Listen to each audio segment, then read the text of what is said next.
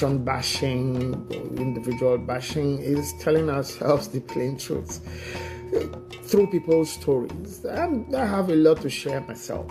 So let those who would want to learn from such learn. Let those who would want to remain negative, remain negative. But the important thing is, you cannot beat me and then also ask me not to cry.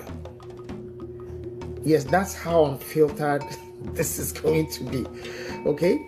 You cannot beat me and at the same time say I must not cry. So you hear my cry. And if you don't want to hear me cry, then don't beat me. Okay?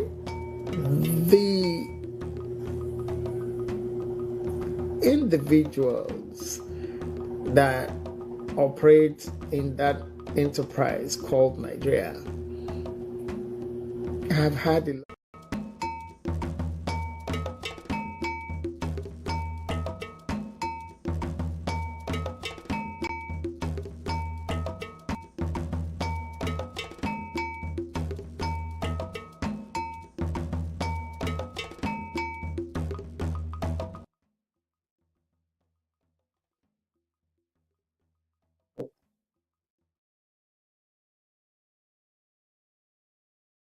Thank you for joining me again.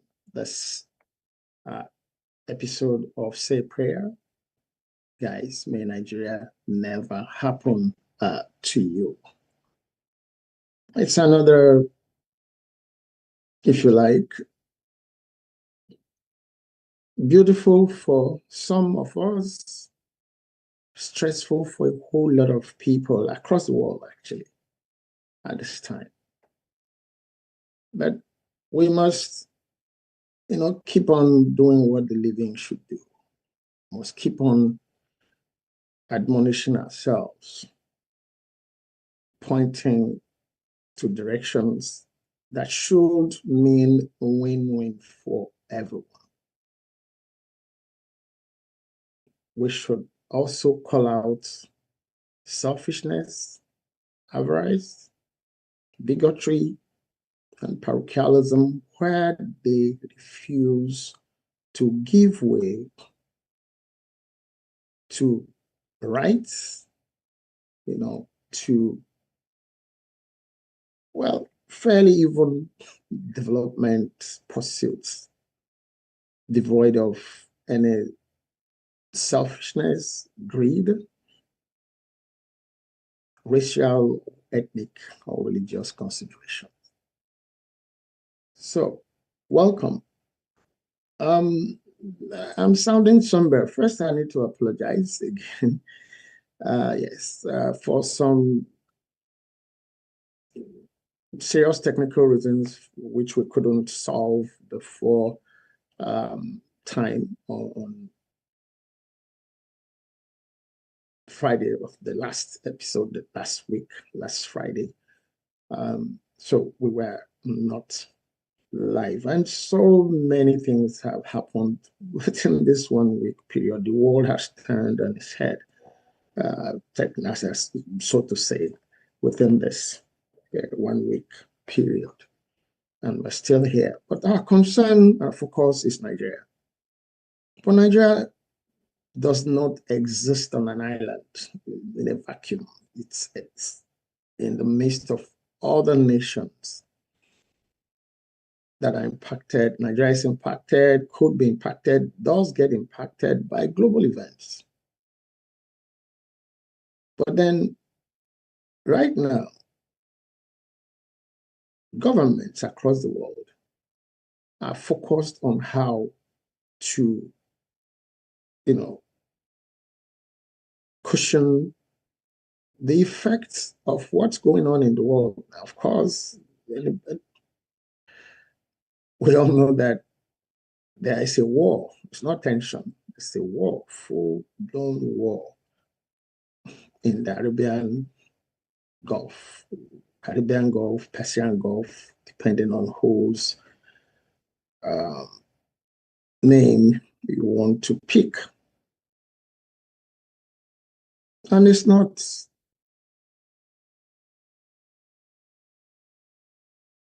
it has no good news for any side, for humanity itself.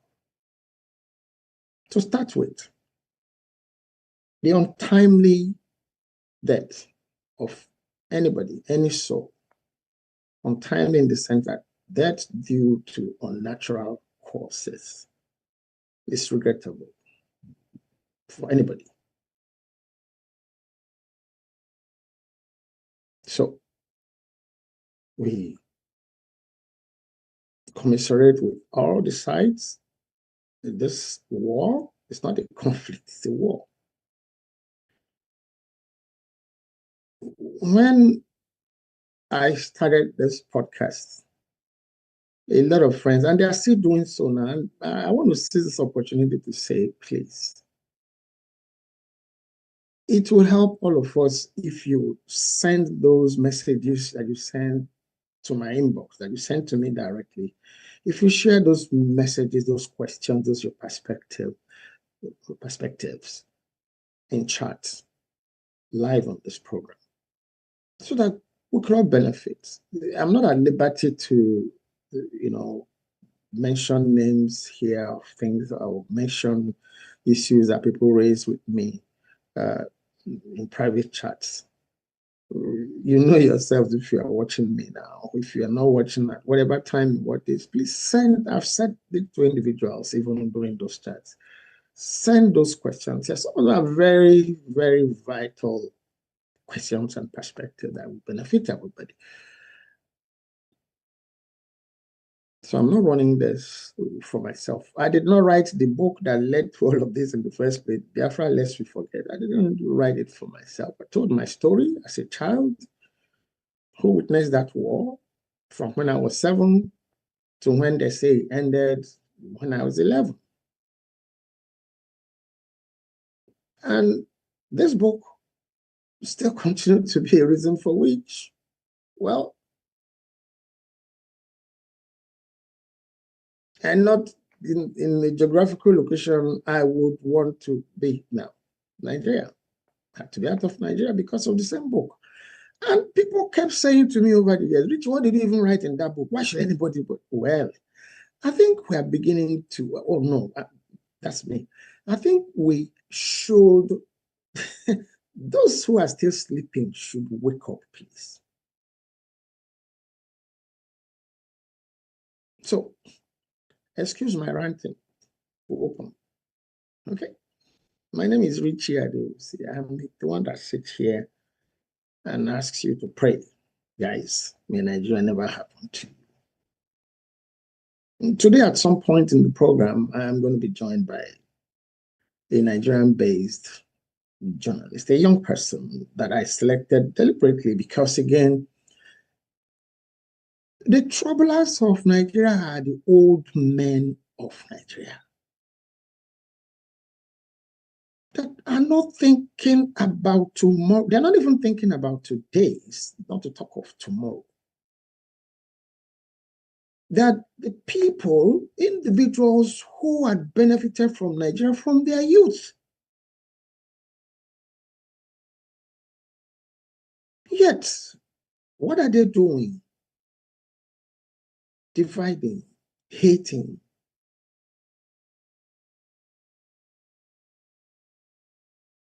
inflaming.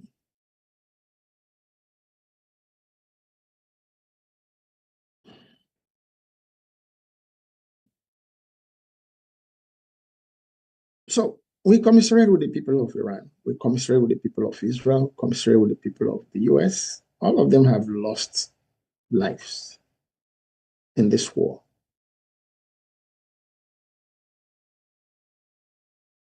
Like I said, my focus on this program is Nigeria, but Nigeria is not existing in the moon.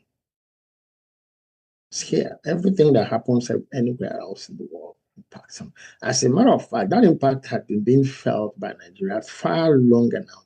And it is about now that, well, individuals who would have felt that what's all of this about should begin to add some things together to see that things are much more linked than they were. the same. Okay? So, today we are looking at the issue of referendum. While the politicians are busy calculating, politicking about 2027, which 2027? The troublers of Nigeria, and there are many, and it's not one group, really. They're not calculating anything. They're in a hurry. In case you've not noticed, they're in a hurry. There's an urgency about them doing the business that they have set out to do from a long time ago. So let's step back in history. This is still 2026.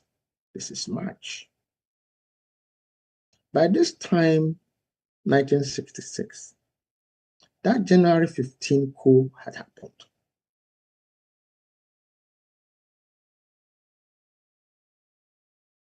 One of the reasons that I've read, watching videos featuring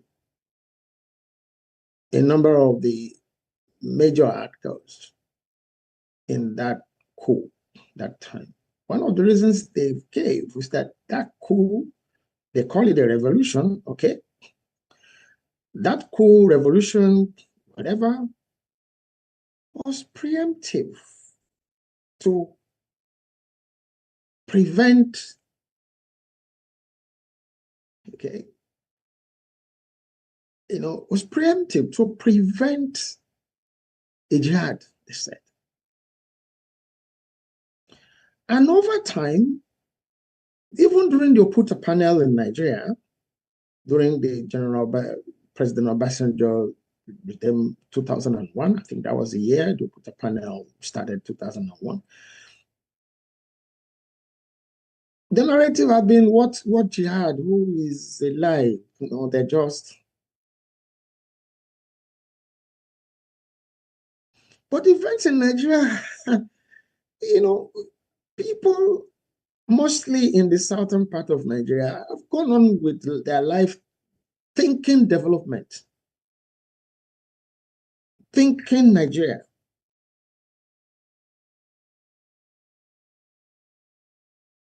I don't think the same is what is happening from Nigerian elites, I must say, from the northern part of Nigeria.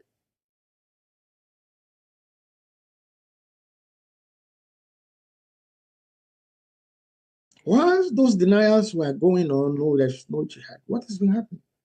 What you call terrorism today, what you call banditry today, what is it? They had no, you couldn't pocket it or package it.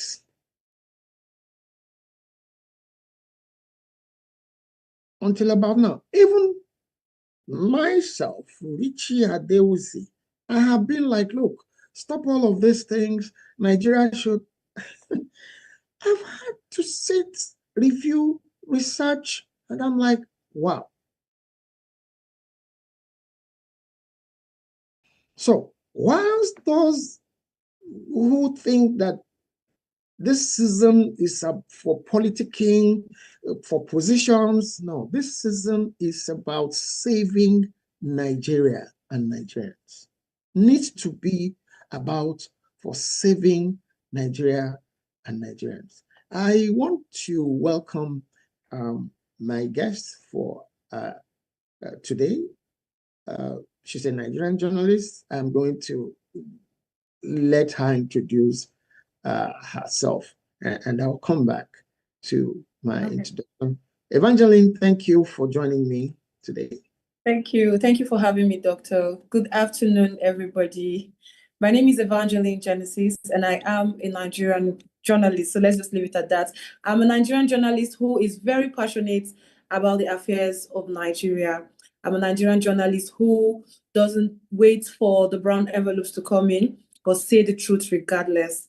I'm a Nigerian journalist who wants Nigeria to thrive beyond what it is right now. I am a Nigerian journalist who still believes that there is redemption in Nigeria if the right things are done and done in the right time. So yes, so thank you for having me on here. Thank you, Evangeline. Welcome. So Thank you. I will get back to you. I'll be back to you. Yes. Yes. Now, if we say there was no thing like a thinking about jihad in 1966,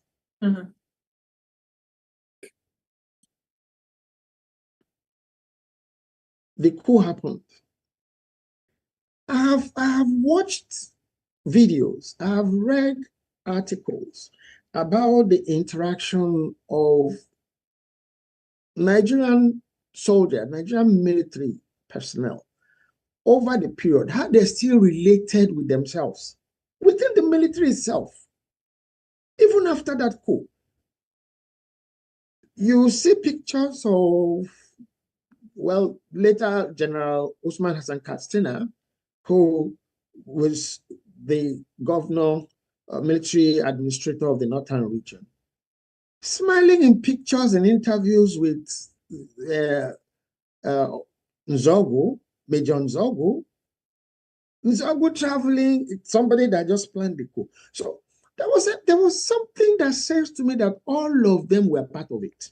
They didn't like what was happening in their country, and they wanted a change. The military, not Igbo, not Hausa, not Yoruba, the military.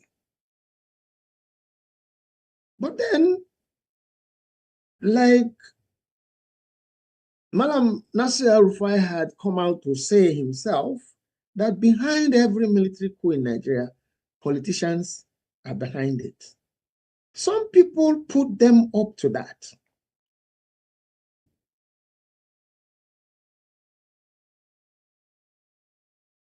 Beyond March 1966, in July to be precise, a counter coup happened.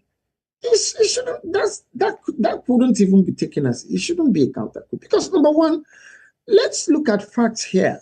Before we are, we're saying a season for referendum. Ironsi and Ojukwu, it wasn't one coup. It wasn't actually one coup that took place, After the January coup, there was another declaration of a republic in the Niger Delta by a Nigerian soldier, by, well, a Nigerian security personnel called Isaac Adakaboro, declared the Ijaw Republic. Who stopped it? Ojukwu. People can say, oh, now it's because of this, it's because of that. No. I genuinely think that, and I've maintained it, and it's documented from time, the Igbos of Nigeria are the most peace-loving and the most patriotic group in Nigeria till date. It was Ojukwu that stopped. The people of the Niger Delta have never forgiven the Igbos over that. And what was the reason? We are one Nigeria. Ojukwu at that time still believed we were one Nigeria. But who released him to make it look like it's an Igbo thing?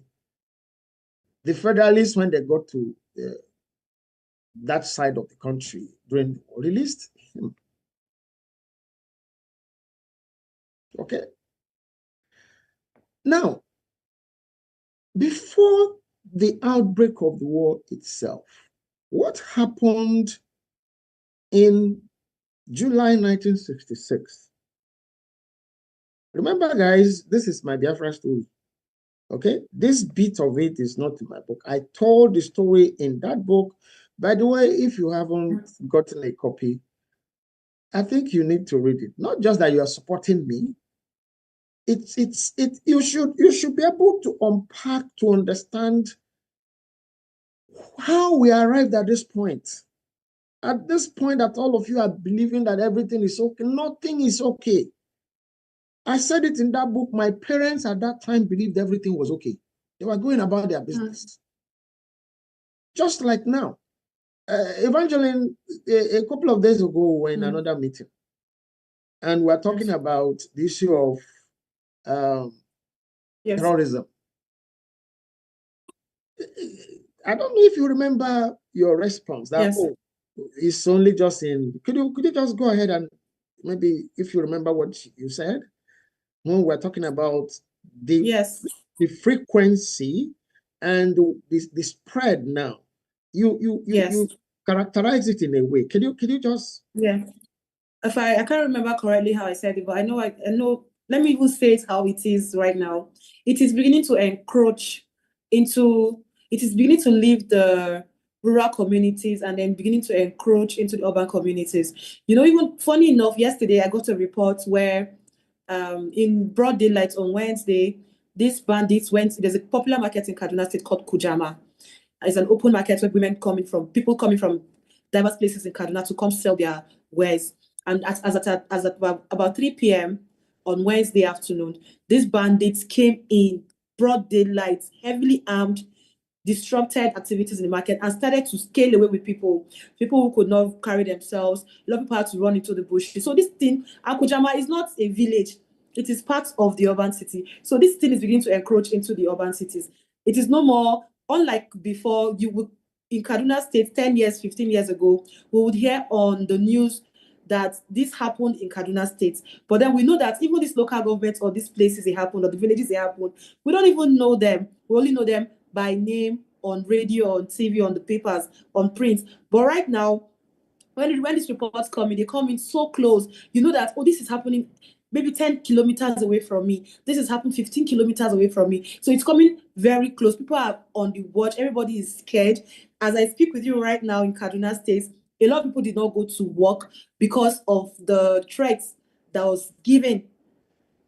You know, I'm coming to that. So it is encroaching. It is getting to us, and it is affecting everybody. You've responded. You've actually said what you said. You said no. Well, it was in the rural areas, but it's getting Someone sent me some reports yesterday about an incident in Kubwa in Abuja. Kubwa is inside Abuja. It's not an outskirts. Yes. It's not. Okay. Now, it's leading to what? Let me go back to July 1960. Yes. What happened was not why do you call it a counter coup? The counter coup, the counter coup was Ironsi and Ojukwu stopping the coup from succeeding. Yes. And Ironsi had been blamed severally for turning Nigeria into a unitary government, abolishing the public service structure of the regions. They maintained the region. He maintained the regions, but then you must understand that these guys are military guys. They only understand chain of command. So how, okay? So maybe that from what we also know now, it would have been tricked by people pulling the string from behind. So when they now did another coup, because that's not a coup, that's a fresh coup, not counter.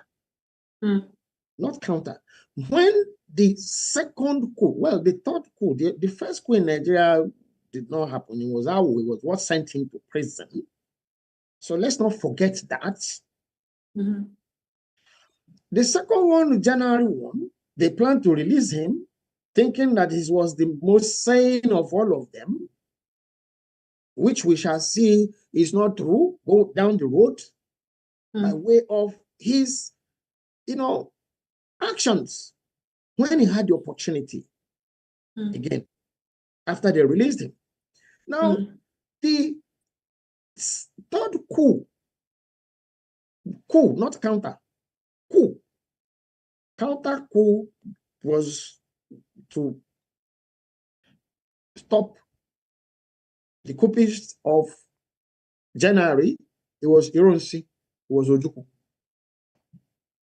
And it's still considered an Igbo. People still call it an Igbo. The names, when I've done research, I've checked, there's practically there was Fulani that name, there was Hausa name, there was Middle Belt name, there's Delta, South, the people who were Yoruba name, the Igbo name, all in that. Okay, but of course, they say until the lion learns to tell his story, that the hunter will always, share that nothing happened to him. That July coup wasn't a coup when you look at it. It was a planned activity to clear up a certain group of people from relevance. It hasn't stopped. I don't have any interest in tribe. I'm about Nigeria. But unfortunately, right now, take it down. What was Gowon emerged as head of state did not reverse. First, they did not try. They say Ironsi did not try the coup plotters. Gowon became head of state, did not try them. Gowon became head of state, did not revert to the regional public service structure, retained the title Supreme Leader. So my mind tells me that there's a plan for capturing the center, that all of these people were just used to put it in place until it was like, okay, now there's a chance for that to happen. And that was July. Gowon was a Christian. Follow me closely. Gowon was a Christian. Gowon was a minority. It was not hidden that Murtala Mohammed never liked Gowon, even when he was a junior officer. It's documented that he preferred to answer a rank that's above his rank. And then they had no choice but to now confine him without, and we now brought him at par with Gowon. It's his story. Yet, Nigeria has made a habit of rewarding terrorists.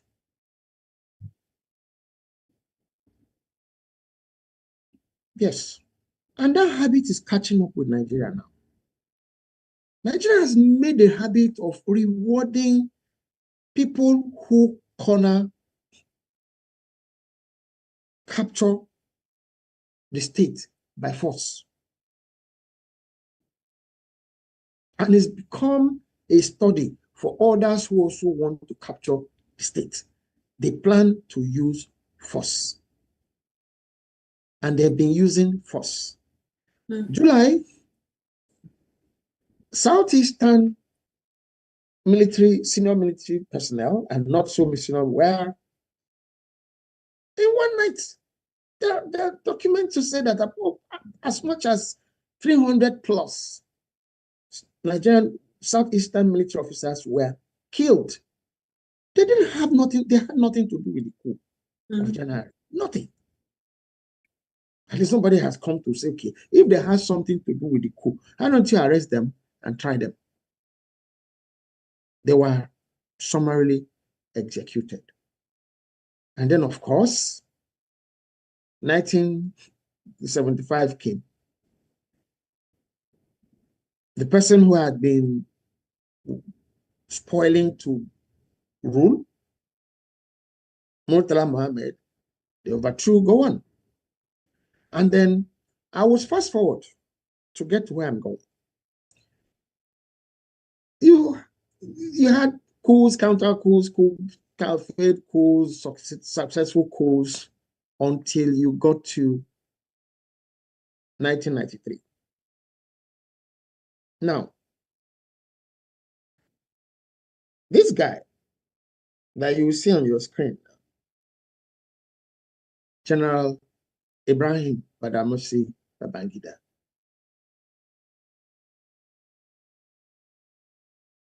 God bless him. He's still alive. You see, Nigerians should begin to unpack a lot of things and become aware of where this reign really beat them from. You will see 3, 4 individuals on your screen as you are listening to me here now. I don't clap for how we've said it here. They found a way that by force you can capture the state article. I want anybody to correct me that there has been a Nigerian head of state that has worked at modernizing and uniting Nigeria as much as Babangida. I want anybody to. That is, and then the one thing everybody is holding him for is June 12th. And that is where I am really starting this episode today. Really, I've been ranting since. Because we are talking about this has to be a season for a referendum about how do Nigerians want to live with themselves. Do they still want to answer Nigeria, or do different people want to answer different things? Force cannot work forever. It's not working in Iran right now. However it has come, however it's going, it's not working. The people, look, just let me not get ahead of myself here. 1993, after rigmaroling, two-party, state-sponsored two-party, SDP and NRC. and there was an election that has been said to be the freest and fairest election in Nigeria, whether rightfully or somebody won. And suddenly, this is where I'm going. It was annulled. It's not the annulment, it's what happened after the annulment, especially General Babangida's statement that, well, over time said his hands were tied. Now, please, get pen and paper. Anybody listening to me following this podcast, live stream, write down my hands are tied.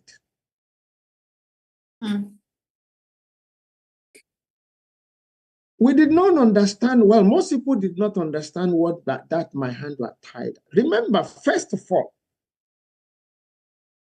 Babangida was an army general, yes. He was powerful, was head of state, yes. He was a Muslim, yes. But from what we know now, he was not Muslim enough. And then he was a minority. Babangida is not a Hausa man. He's not a Fulani man. But this was a Nigerian who was focused on Nigeria. Focused on building unity. Nigeria. But the manipulators behind the scene are not interested. And it's just beginning to get more and more manifest now. So, Babangida said, my hands are tied. What happened a few years down the road? He had to step aside. Please. Power was seized. No. Please think about it. Mm.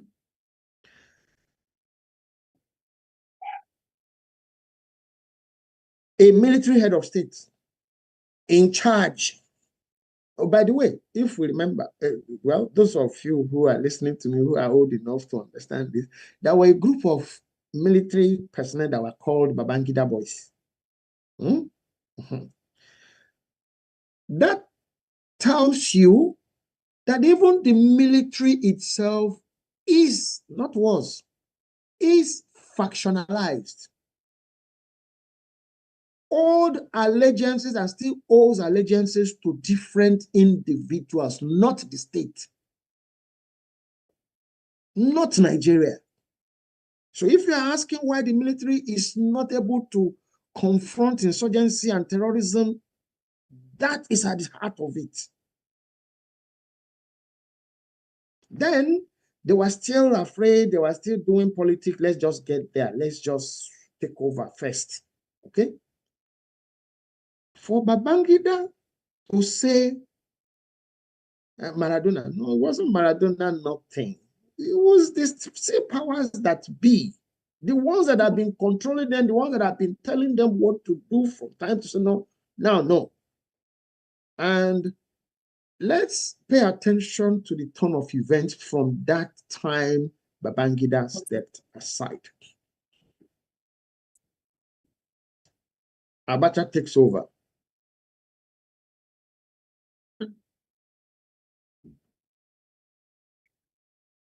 Abacha did not take over. Okay, so let me correct that. It's not historical. No. That's not historical. Let's follow the sequence. Okay. Babangida stepped aside and then introduced a government of national whatever unity, headed by Chief Ernest Shonekan. Let's remember that. That was supposed to now conduct elections and then move forward from there. But what happened? It didn't work. And that was when Sani Abacha seized power. It was not that it didn't work. It wasn't meant to work. It was never meant to work. Okay. Because there were things that Shonekan was not empowered to do, even as the head of state. Power still resided with the military. Chief of Defense, was it Chief of Defense or whatever? Minister of Defense, Abacha. Yes. Walks into where Chief Shonekan was and took over the government. And then the issue of first, where was Abacha from? Himself. The issue of his nationality came up. No. The issue of nationality, the issue of Shonekan was a Christian. Okay? I can't believe I'm the one talking like this. Because I've never liked this Christian-Muslim thing. But then unfortunately, how can people be being killed in Nigeria during Ramadan? How? And Lent. Forget Lent. Do Christians go to kill anybody who carry gun from? How can Nigerians be being killed during Ramadan in northern Nigeria? How? They are not Muslim enough. And then, please, guys, don't remove that picture. I've not finished with it. Don't remove that frame, please.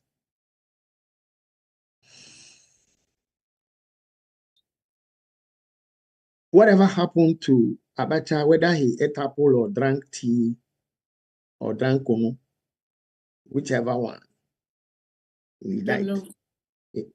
Well, it's history. A whole lot of bad press too had followed, had trailed General Abacha and all of that. He stole this, stole that. People have forgotten that all of that time, Nigeria was sanctioned by the international community. Nigeria couldn't trade, I mean, like normal. So a lot of the monies that are being said today, Abacha stole. I'm not his fan. I'm not, but we should put the records right. They had to find ways because they have to buy certain things. They still have to import things one way or the other. A lot of those monies that have been discovered were monies that they found ways to move to third parties for the purpose of getting one thing or the other into Nigeria. Yes. Some of those people who are at the head, they know that. But then yes, it pays them to say he stole stolen money. That it pays them, just like it pays them even when they were all in it, to say what is happening in the southwest of Nigeria, 1965, 1966 is not happening. People are being killed, properties were being destroyed. The politicians have just gone haywire. And then the military said, no, this cannot continue. We have to safeguard life and property. And they had that revolution. Yeah? But it pays some people to advance the narrative that it's a particular group of Nigerians or people in Nigeria that planned that coup to take over, to dominate Nigeria. And that narrative has remained. Unfortunately so. But what we are seeing, the evidence now doesn't support that. Doesn't support any of those at all.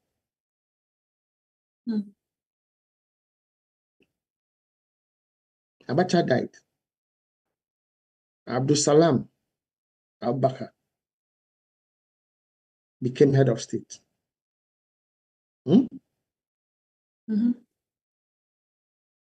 Abiola too, well, yeah, was moved out of the scene so that there's no contention.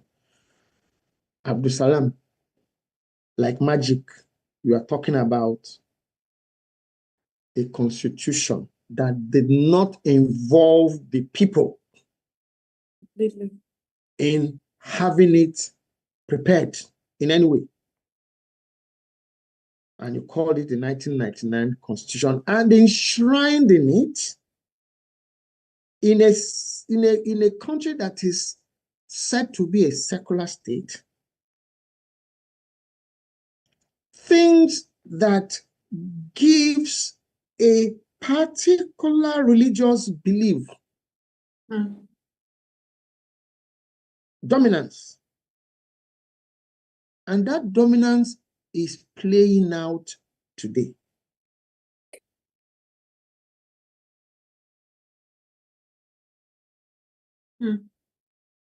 Chief Obasanjo got to be president. When he left office from his party, President Yar'Adua didn't live long, unfortunately.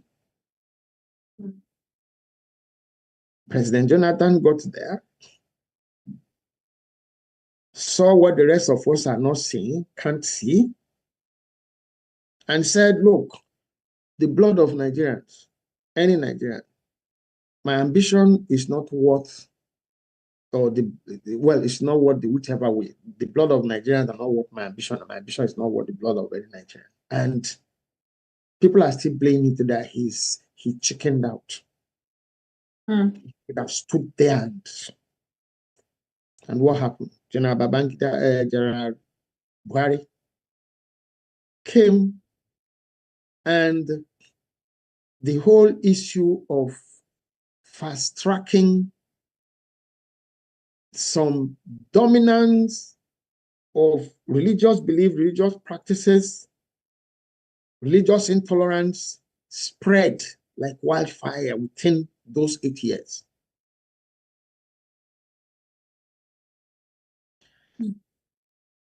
General Obasanjo turned 89 a few days ago. Yes. Has written many letters to sitting president, and people would abuse him.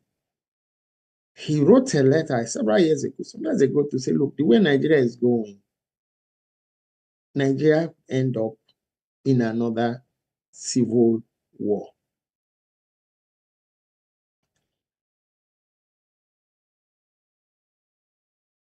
Part of the triumvirate after Murtala Mohammed, the triumvirate was Obasanjo, Yar'Adua, T.Y. Danjuma. T.Y. Danjuma himself, in his state up there in the north still, has cautioned severally that the military is compromised in this, that Nigerians should arm themselves, that if not so, they will just be there and they will be overrun. What is happening now? Yes. What is happening? In the heat of all of this,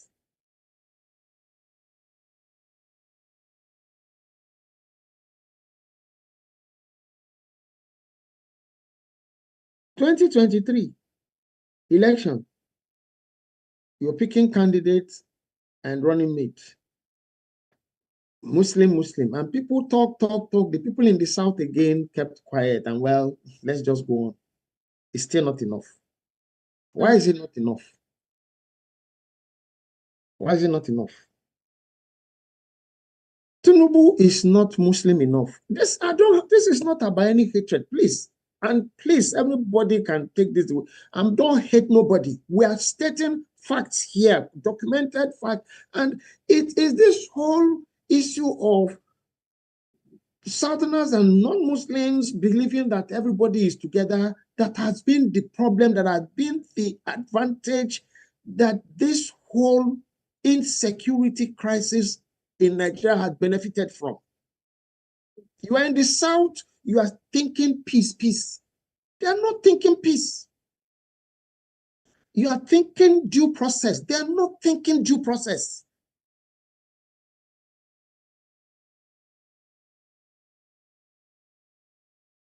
I'm not a fan of President Bola Ahmed Tinubu. But at this point in this podcast, I want to talk to President Tinubu. Yes, I want to talk to the father of Nigeria right now. I'm a Christian. The Bible encourages me to pray for my leader. Right now, he is no matter how we got there, I've said it severally in different writings, different, media materials, whether audio or video, that when they are doing their campaign, I'll have my opinion till I stop sharing, till I stop bothering with, because of the way the things always turn out. I need to be looking at President Tinubu when I'm, addressing him. Guys, do me that favor, I beg. I won't be looking at President Tinubu. He's right behind me here, but I'm covering him. But I want another one. I don't want this. Okay.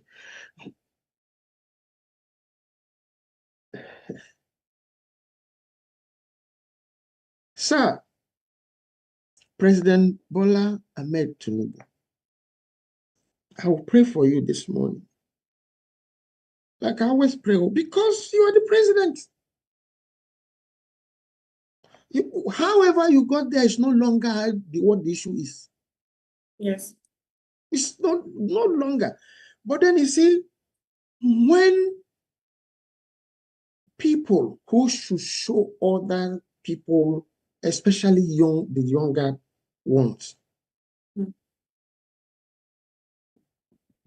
how to respect constituted authority, when people who should show respect, model respect to constitute, are not modeling it. They are calling for disrespect. They are calling for, disregard. They are actually calling for anarchy. Okay? Now, Don't nobody get me wrong. Madam Nasir El-Rufai, in their politicking, I said, well, for me originally I said it was politicking, but no, I don't know. It's not politicking. No, it's heavier. No, it's not. Even your president, that's how he was saying it in those videos. Even your president can't do. I'm like, excuse me, I don't like this man, but then, I mean, President Tinubu. It's making sense. No, not El-Rufai. It's not making any sense. Okay. I said, I don't like President Tinubu. I mean, I don't, for so many reasons. I'm not his supporter. But like I said, he is the president of Nigeria. If you are disrespecting him, what are you doing? Disrespecting the country. There's a difference between not supporting somebody and not respecting somebody. Are two different things. I won't disrespect him. No, but I will speak my mind. That's me. I won't disrespect you. If you think that my telling you the truth is right, no, well, I don't. Well, okay. But for somebody that is actually dreaming that maybe one day he will be president of Nigeria, to be saying even your president, that is El-Rufai. That's before he got into detention. Yes. Do we now want to talk about Sheikh Gumi? That is campaigning that the federal government should budget salary for terrorists. And we still think that those ones that don't know what they are talking about, that they are just that they are just, then just this last few days, your national security advisor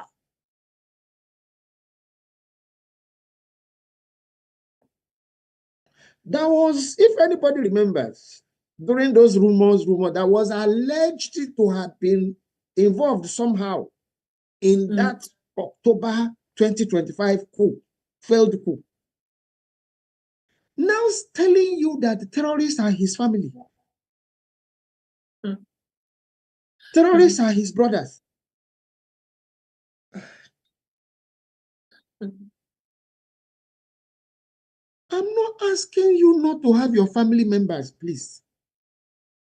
But you are national security advisor. What you say is of security importance. What you do is of importance as far as security is concerned. Yes. As far as national security is concerned. Okay, yes. Now, what message does that pass to terrorists and bandits? Right now, there are reports that are alleging that the weapons that are being used by bandits that have been recovered in Niger State in north central Nigeria are being traced to the National Security Advisor. It's been alleged. It's there. I didn't put it. It's written. I don't want to put it up here. It's there. Go check. It's online. Like I said, it's been alleged. And then there are also reports in that allegation that his office is saying that the weapon were sent to vigilantes in Niger. Can you imagine what kind of a mess Nigeria is in? And then the big one, so that we know those who are responsible for IBB saying, I step aside, my hands are tied. Abiola cannot be president. Now, the reports are all over the media. The Sultan of Sokoto saying that there's nothing anybody can do to prevent the implementation of Sharia in Nigeria.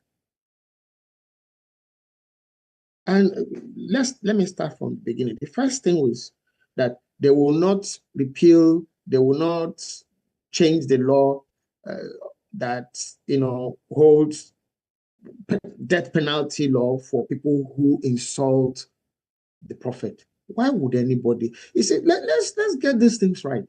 Why should anybody insult any elder? Not to talk of religious leader. That is it, one by one. Let's take it in stages. Why would anybody, any right-thinking person, what's your business in insulting? If you are not part of something, don't put notes on the same way you're saying people should not insult. It should be the same way you should let people be who they are. You that you're saying somebody will be killed for insult should not be the one to say you will now force somebody else to embrace Sharia. No. What has Sharia done for northern Nigeria? What? Please. What has Sharia done? Sultan, you've not made any statement about people being killed wantonly, even in your domain in Sokoto. Not to talk of across northern Nigeria. You can come at this very volatile time in the life of Nigeria to what concerns you is Sharia must be implemented. Insult to the prophet. Nobody should insult any elder, not to talk of religious leaders. That's the, I'm not with anybody who goes, so why would you? What's your business? Okay? I know things that I receive that are not human.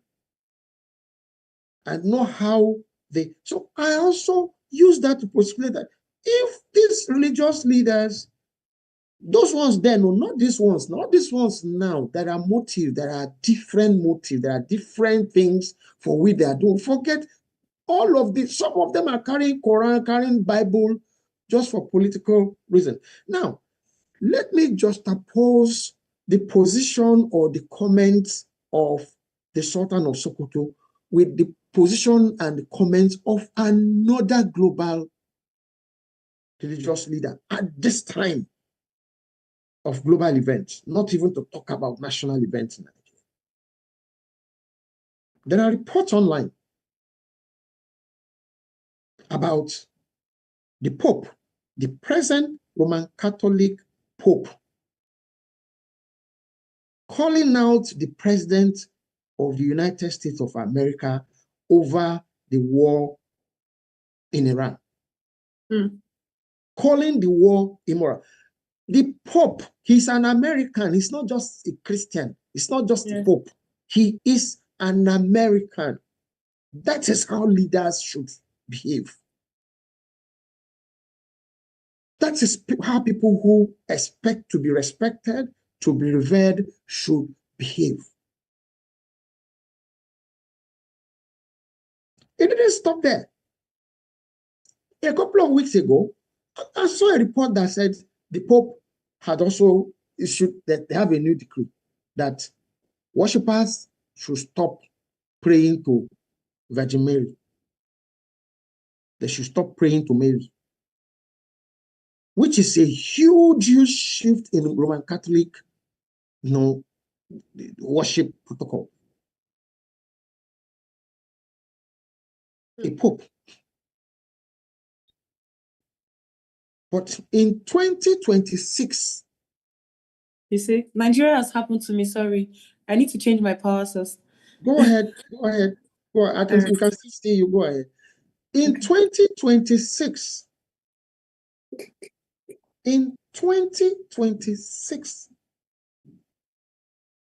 an elder, a leader, a father is pushing laws that has not shown anything to support development.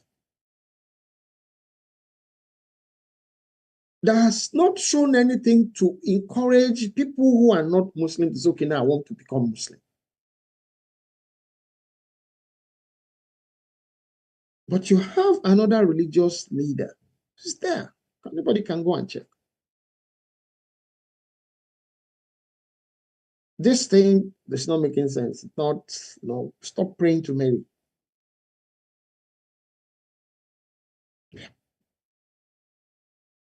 But the issue of Sharia or no Sharia, that's what you believe in. I don't have any issue with it. That's your belief. That's what, but keep it to yourself.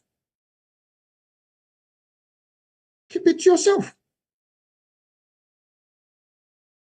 Why must you use force to get people to do what they don't believe in, what they are not interested in?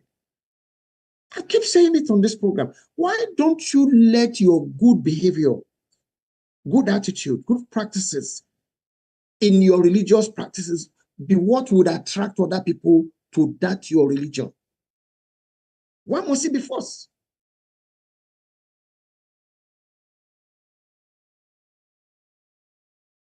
If you do this, we are going to kill you. If you don't do, we are going. No, it shouldn't be. Now, I said I was going to pray for President Tinubu. I will pray. And then we'll get down to the remaining part of this business today. President Bola Ahmed Tinubu, God, well, you are the president of Nigeria. You are the one there now. May you not behave like President Jonathan.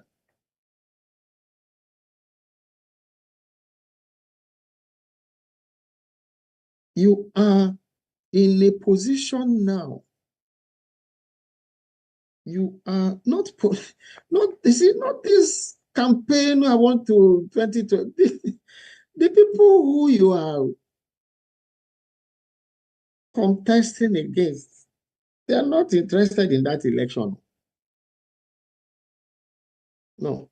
If they were interested in that election, what happened, what almost happened, what was going to happen in October last year, for which you still put people, this is March. Nobody is hearing anything about those people that your government has come out to say plan the coup. Where are they?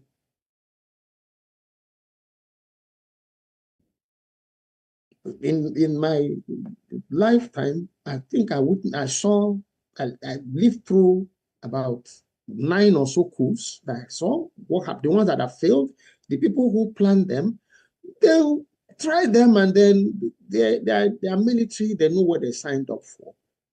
So this, you say you are doing investigation, or they are tying your hand. Then tomorrow, now that somebody has said it, National Security Advisor has said, oh, they are family. So tomorrow now we hear, okay, let's forgive them. They are family. They but then Nnamdi Kanu is locked up for saying, don't kill my people. I'm not a fan of Nnamdi Kanu, but what is not right is not right.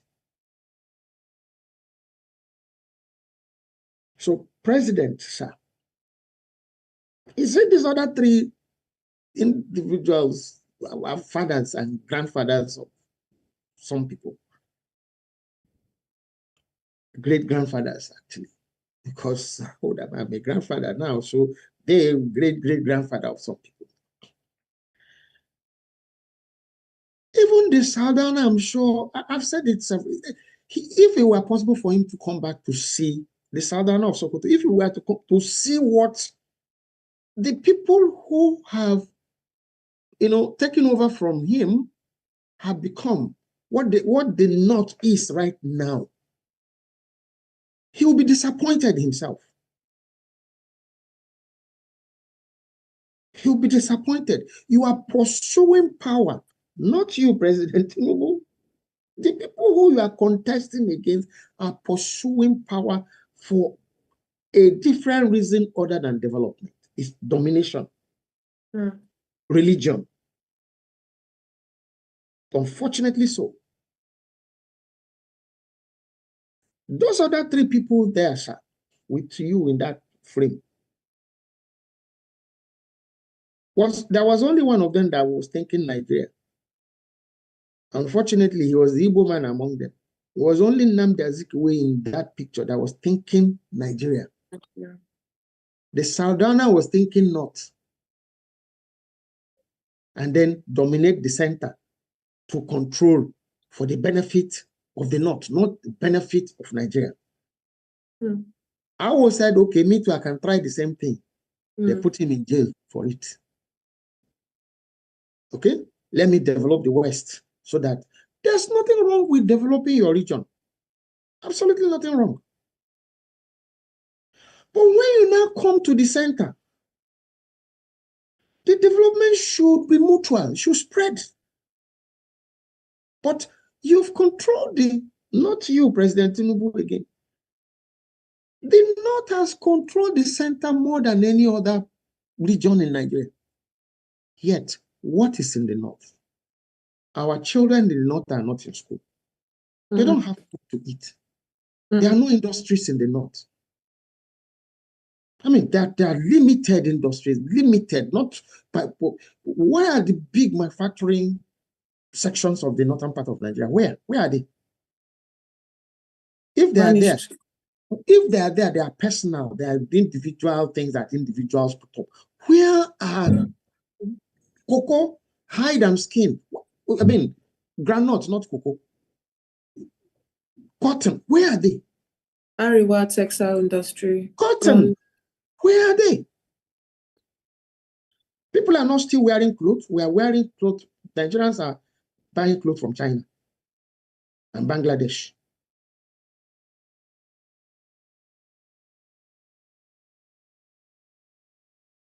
Nigerians today, the Indonesians, from what I've read, came to Nigeria to collect palm, nursery palm trees, nursery, back to Indonesia. Today, palm related business puts Indonesia up there, over and above Nigeria, whether it's palm oil or palm kernel oil, whatever that produce comes out of, the palm oil tree. So what are we cornering the center for? So President, my prayer is, I'm not saying that President Jonathan was wrong to say, look, no Nigeria must die for me to fulfill my ambition. You too, no Nigerian should die to fulfill your ambition. And for that not to happen, sir, I want to say congratulations for guys, so that they will not hear it from me alone. He says he wants to put the issue of state police. He wants to establish state police in Nigeria. He wants to facilitate the establishment of state police. Please, guys, can you play that video for me so that it's not me that said it? I'm not putting word in his mouth. So that if you're listening to this, well, guys, on TikTok, you won't see the video as always. You can always go and download those videos on TikTok, on YouTube, okay? We will establish state police to combat the insecurity. We will establish state police to combat the insecurity. We will establish... Now, Danjuma said, arm yourselves. And they will finish you. The governor of Zamfara State. Okay, so let's hear President Tinubu. Let's hear him in that video first.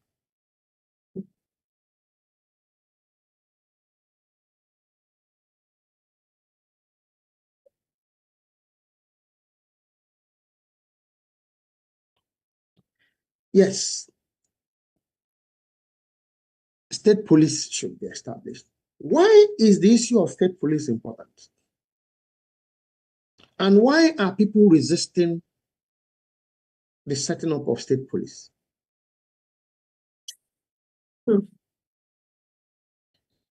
The state police would be armed, right? They will have arms. States can defend their citizens against, external aggression, especially at times like this. State police would most likely enlist indigents of that state to be in their police force. Yes. Okay? They will be armed. Okay? So you will have another group of Nigerians, other groups of Nigerians who have arms legally outside of the bandits and the terrorists. That's why they're, against it. No. Politicians will abuse it. Are politicians not abusing the issue of the police right now? I have started it on this podcast, that some other episodes, that I witnessed a sitting governor of a state being tear-gassed by the Nigerian police because he's campaigning. A sitting governor. That will not happen because it wouldn't be the Inspector General of Police that is controlled by the presidency that would now decide which type of police will go to a state during an election. No. You don't need the federal police in a state during election. No, you won't. If the governors or the local politicians abuse that, it will be local. It won't be national. It will be local. Okay? So you wouldn't have that situation now where you are expecting response from the federal, and then people, because of what they know they want to do, they are doing, limit the arrival of help to communities. Okay? The other thing that I'm saying thank you to you, President Tinubu, because I want to say thank you for the ones I've heard. I'm not your fan. Again, I repeat it. But then you are there as the president of Nigeria. So be the president of Nigeria. Be the president of Nigeria. For the most expensive and the rarest commodity in Nigeria right now, the most prevalent thing in Nigeria is not hunger. As important as that is, it's insecurity. It is security. Okay. Before now, people in the rural communities could go to the farm, crop their vegetables, and at least to feed themselves. Even their relatives in the cities, if things got hard in the city for them before now, they'll go home and visit. And when they are going back, they will package foodstuff for them to take back to the city. Is that still possible now? No, because people in the rural environment cannot go to the farm, and it's all planned, it's all deliberate. And we're talking about the Sultan of Sokoto, and somebody will say, Richie, you are just... No, I'm not. For somebody in his at this time, you cannot say anything about people being killed almost every day, even during Ramadan. Then what's the next thing you are coming out to do? Now, who is the Sultan of Sokoto? The Sultan of Sokoto is a retired army general. Where did he serve before he became the Sultan of Sokoto? At least part of the places where he served. The Sultan of Sokoto was a Nigerian military attaché in that same region now that a war is raging. Iraq, Iran, Afghanistan.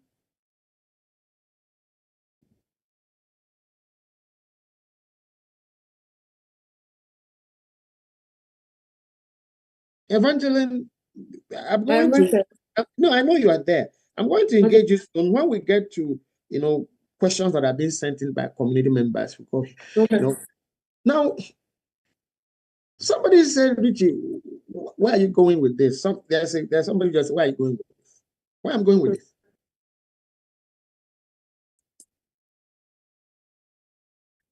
What is the big deal, seriously, about Sharia? It's a big deal because it's your religious belief. Yes, it's your religious belief. Keep it to yourself. What is the problem that Iran has with the rest of even with its own citizens? Even with its own citizens. And when we are talking about the Iran becoming an Islamic republic, how many years ago? That was in 1947. Not 40 anything, it's 79. Oh, okay.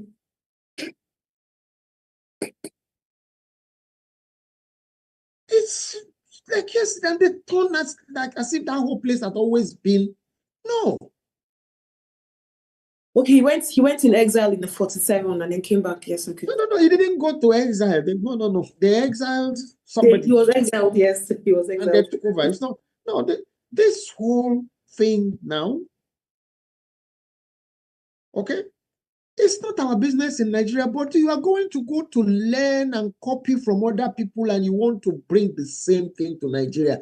No, that is the relevance of talking about the background of the Sultan of Sokoto.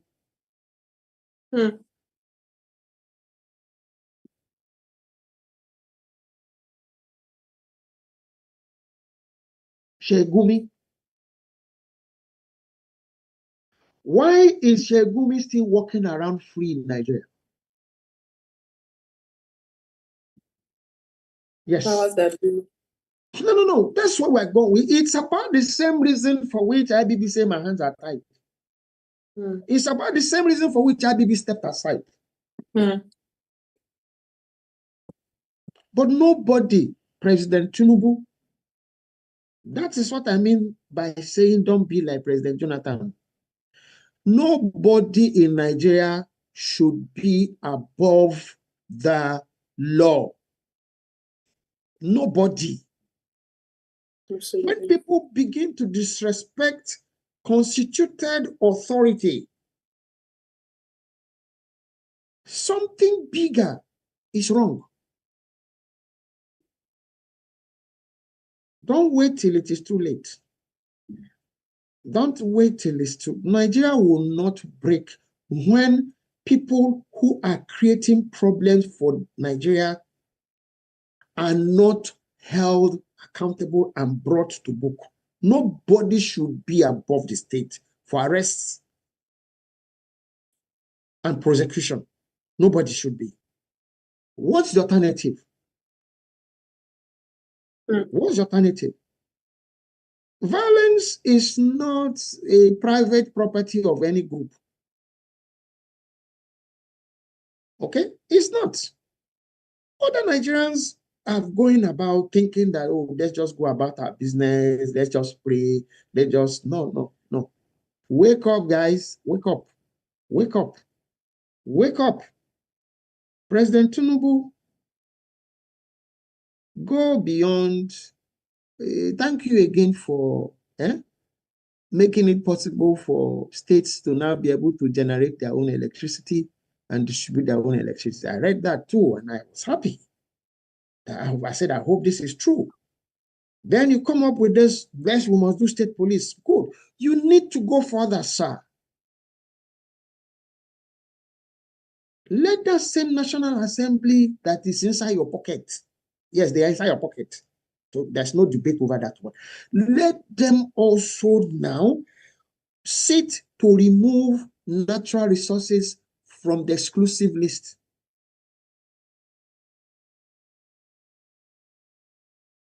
To states, at least as they are now.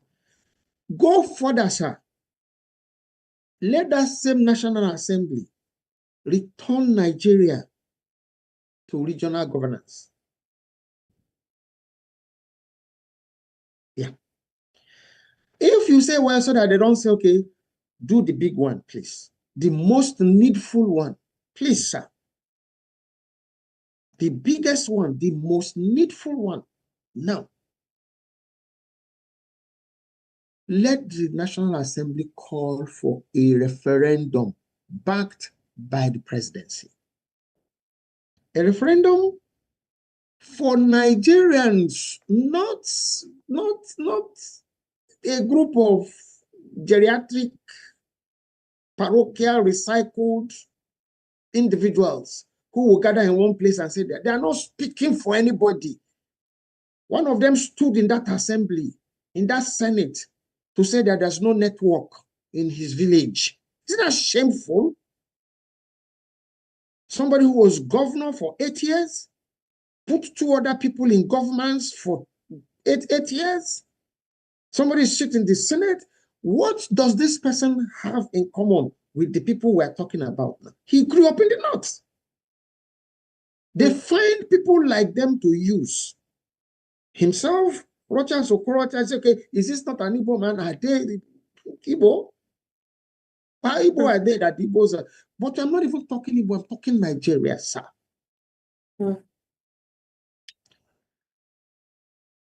Historically, legally,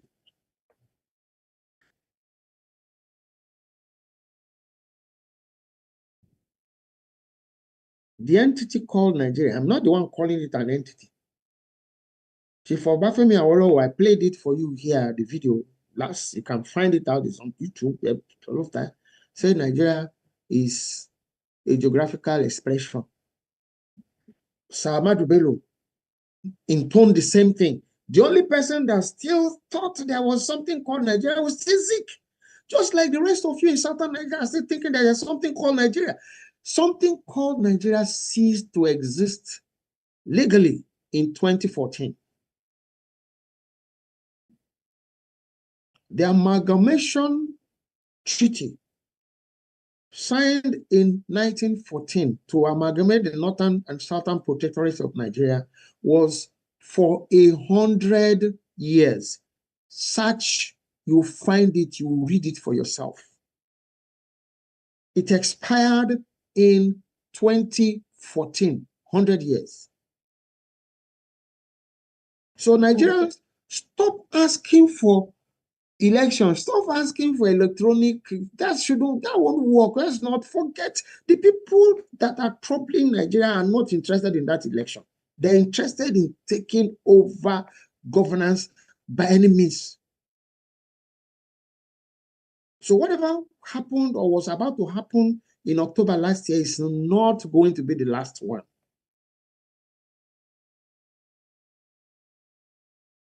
Nigerians mobilize, demand for a referendum. Demand for a referendum.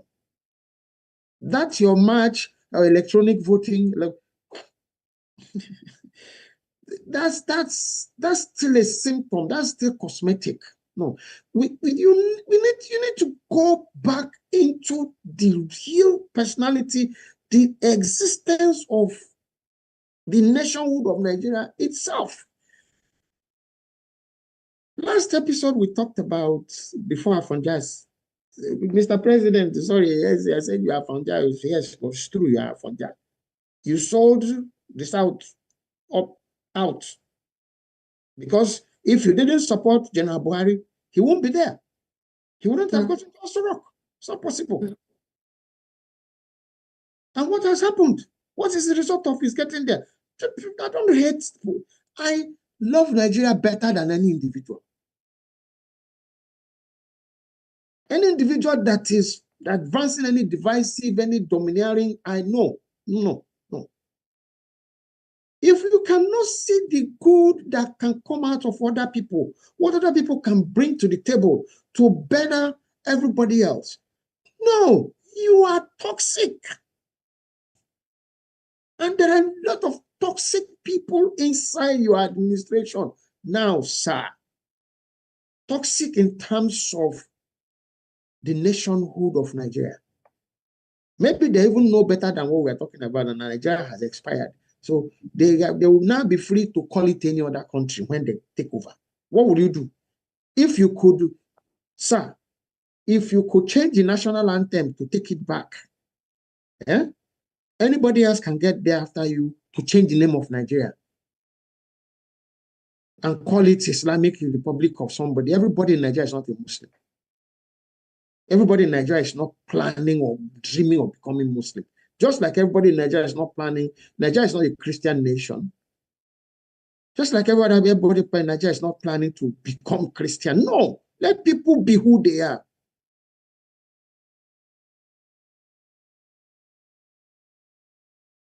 So, sir, be president enough. Call people out. Use your authority for the benefit of Nigeria. It will scatter on your head. Yes. The people who are planning what they are planning, they're not even planning well for you yourself, sir. Every day we're hearing news, cook, they will come out and say nothing like that happened. They say there's no smoke without fire now, and there's no fire without smoke.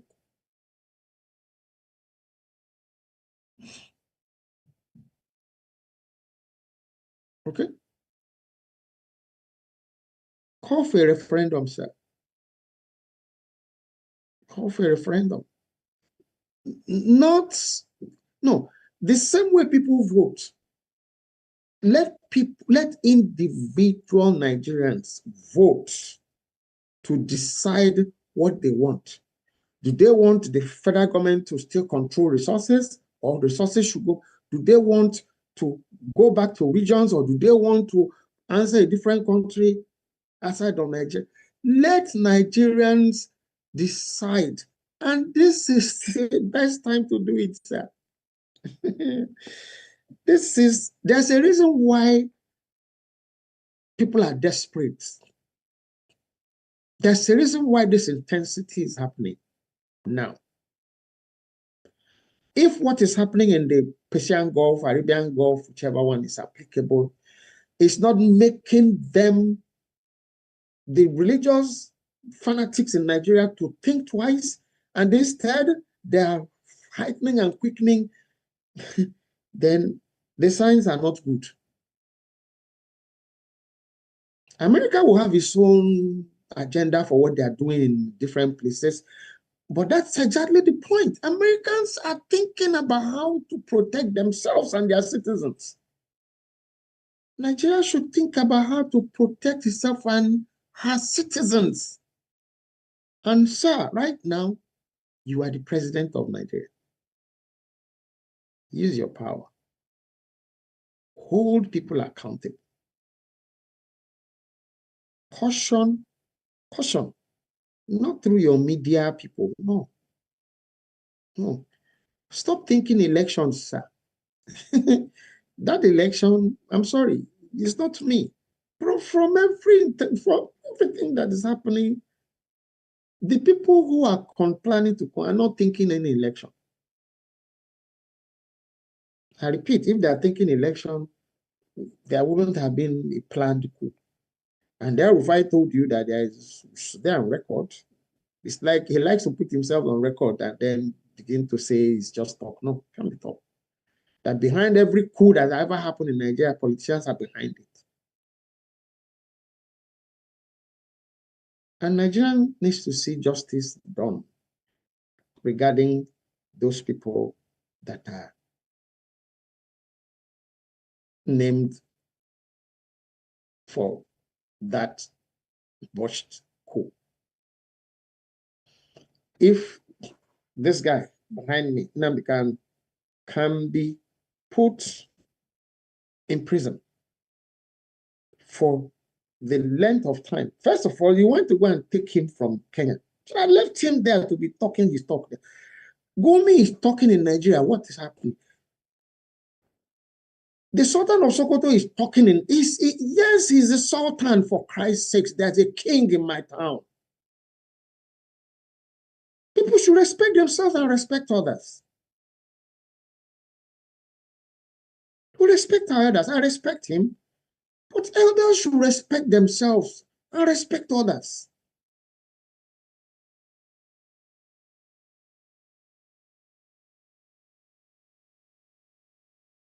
I've shared on this podcast my visit to the person he replaced, the Sultan of Baka that he replaced.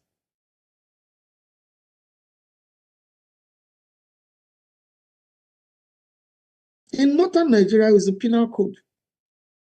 That's what's, and then you twisted the hand of people who moved IBB aside to Abu Salam Abaka. Well, they didn't know.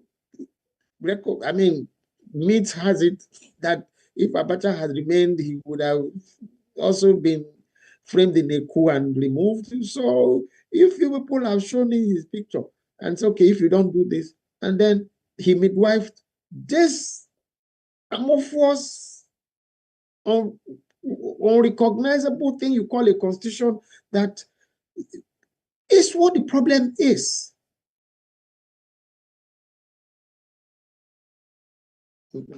Is amorphous even the word? It's not amorphous. It's very partial. Very. In terms of culture, in terms of religion. For Nigeria, it's a secular state. But even people in the South, from my understanding, from my interactions, from my relationship, people don't really pay attention to those. But you should pay attention now. No, you should. Those are the legal instruments they are quoting to tell you there's nothing you can do. So they need to be changed to suit, to reflect what Nigeria is. If you say, oh, Nigeria, let's be. So, sir, get bolder, sir. President Tinubu, get bolder, sir. Let the National Assembly call for a referendum. You've done well by saying state police. You've done well by saying state generate your energy, electricity. There are other things that are not, we might be doing that are there, but the core thing Nigeria needs now is security, is peace, is unity. Without it, these people don't care, because use what's happening in the north to know what they don't care about what happens to other people. If the Sultan could be there and people are being slaughtered across the north during Ramadan, nobody's saying anything. They are carrying placards and flags of things happening in Iran, things happening in Gaza, things happening there with Nigerians being paraded. Every day you see gory sites online, and they are not speaking. Baba Ahmed is saying Tinubu should interfere. Interfere on what? Have you interfered? Have you spoken about Nigerians being killed in Nigeria? You're asking president should interfere, about should call America and tell them that what they are doing is wrong. Have you told the terrorists that are killing Nigerians that what they are doing in Nigeria is wrong?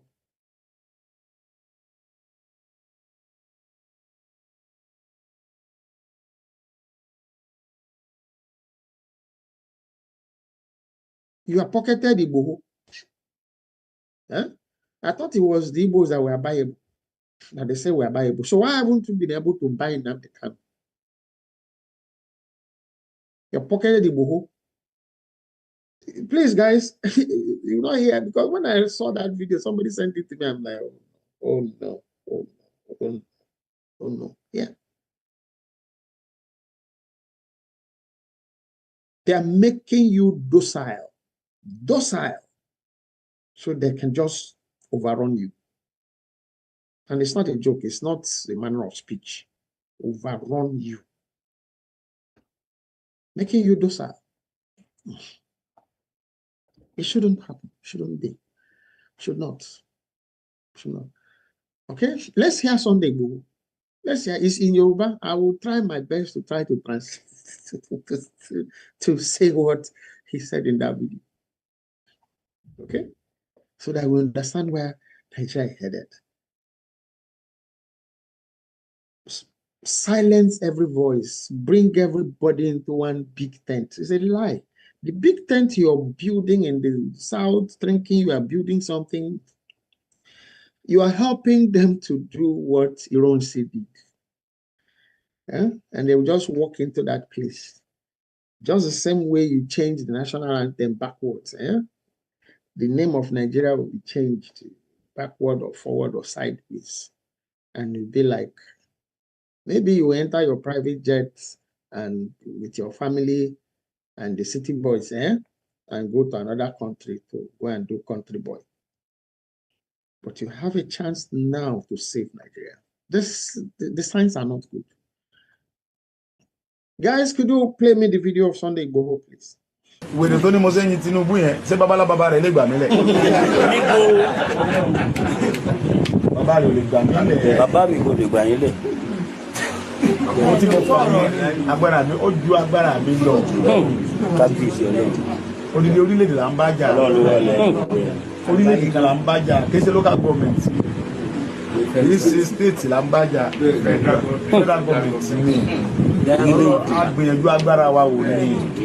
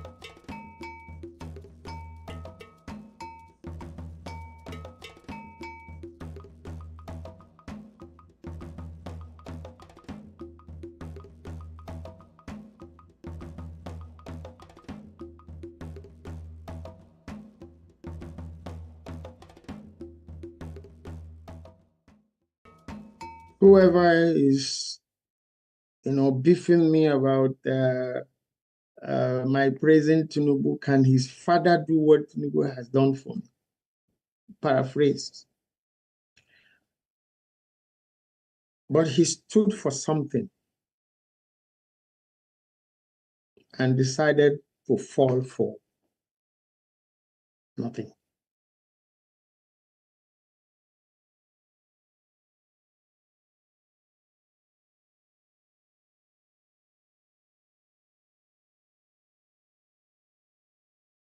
President, sir. As I begin to, try to round this particular edition up, there are 3 individuals, maybe 4, that God has spared their lives up to this time. 2 of them have, written to explain some things. Guys, please, can I have both General Danjuma, General Gowon, General Obasanjo, and General Babangida?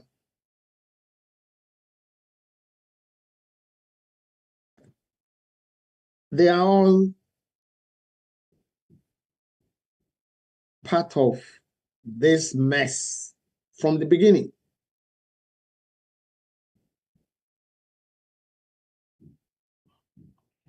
Two of them have written. General Babangida has written his book as recently as 2 years now. Yes, I think. General Obasanjo has written several. Keeps talking. Guns blazing sometimes. But General Gowon has kept quiet. He's alive. God is keeping him alive for so many reasons. I've said it in one episode or more. before today that he owes us a book. He owes us an explanation. You see that narrative that because he had malaria, that was why he agreed to agree the terms of the Aburi Accord, is as childish as is wicked.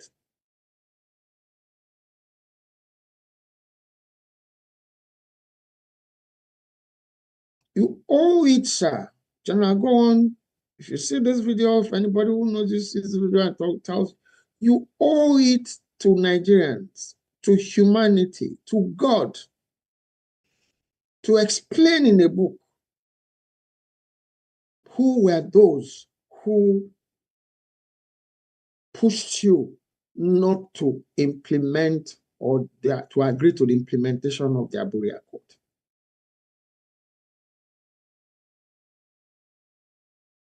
General Danjuma, you would know too. It's not enough for you now to say, I'm yourself. They are going, what were you thinking? With all your military training, with all you've known now, okay?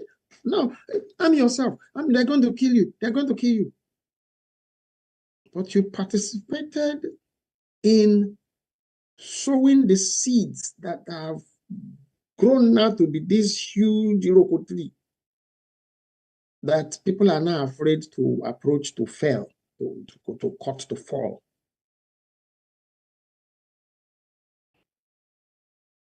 You owe us a book.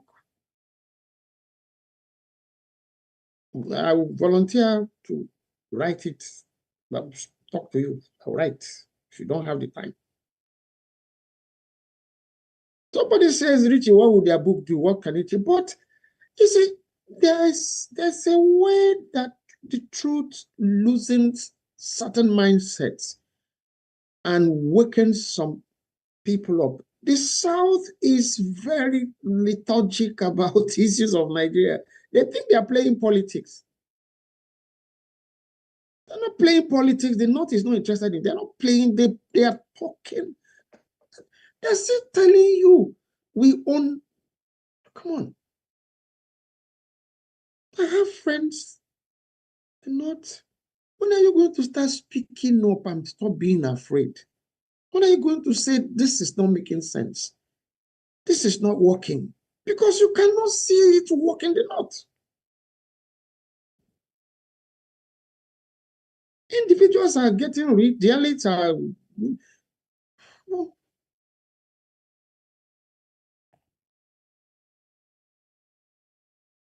what about the people? What about the people? The ordinary people, the ordinary Nigerians. You're okay, your family is okay. You created a northern elite class that is detached completely from the people. So lives of the ordinary people don't matter, no matter their religion, no matter their faith. When you are the governor of any environment, you are the governor of all. Should be for all, not for a particular group. And this has continued. And then you now want that to spread to the rest of Nigeria. You are asking for only one thing: anarchy. Anarchy.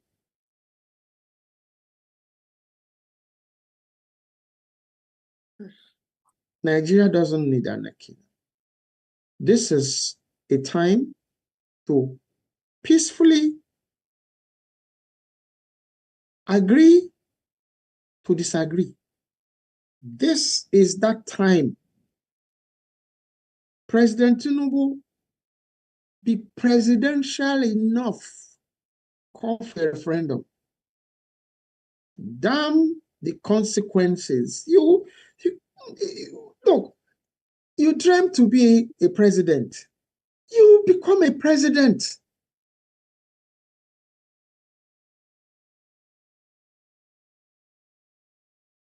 You have become a president. Think Nigeria now. Think about uniting Nigeria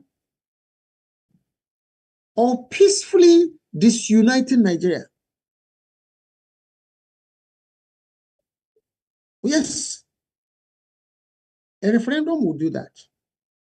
And then have the will to enforce the result of the referendum. Let the resources of Nigeria be used for the benefit of all Nigerians for once.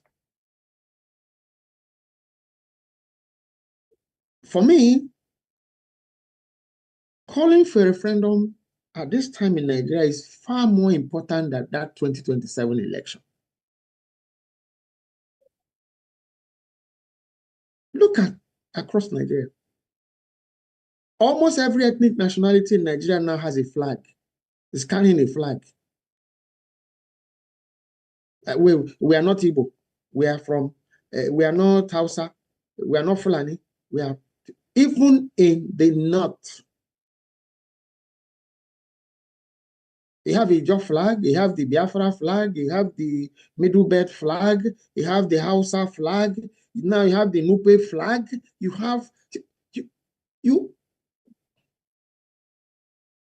what does that mean? Read the signs. What does that mean? The people are tired of deception. They are tired of people lying to them, deceiving them.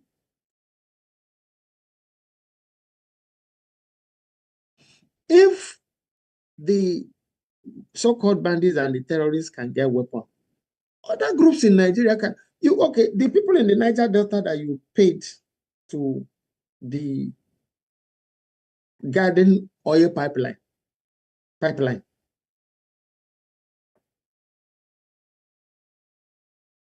are they safeguarding the lives and well-being of the people of the Niger Delta? Have the life and well-being of the people of Niger Delta become better? Somebody is in Taraba. Somebody sent me the video and said the Niger Delta people should do the oil in the Niger Delta belongs to Taraba. Niger Delta. What is the reason? The reason, of course, is, yes, it's a fact that the oil, the oil blocks in the Niger Delta are owned by people, these same emirs, these same northern rulers in the north.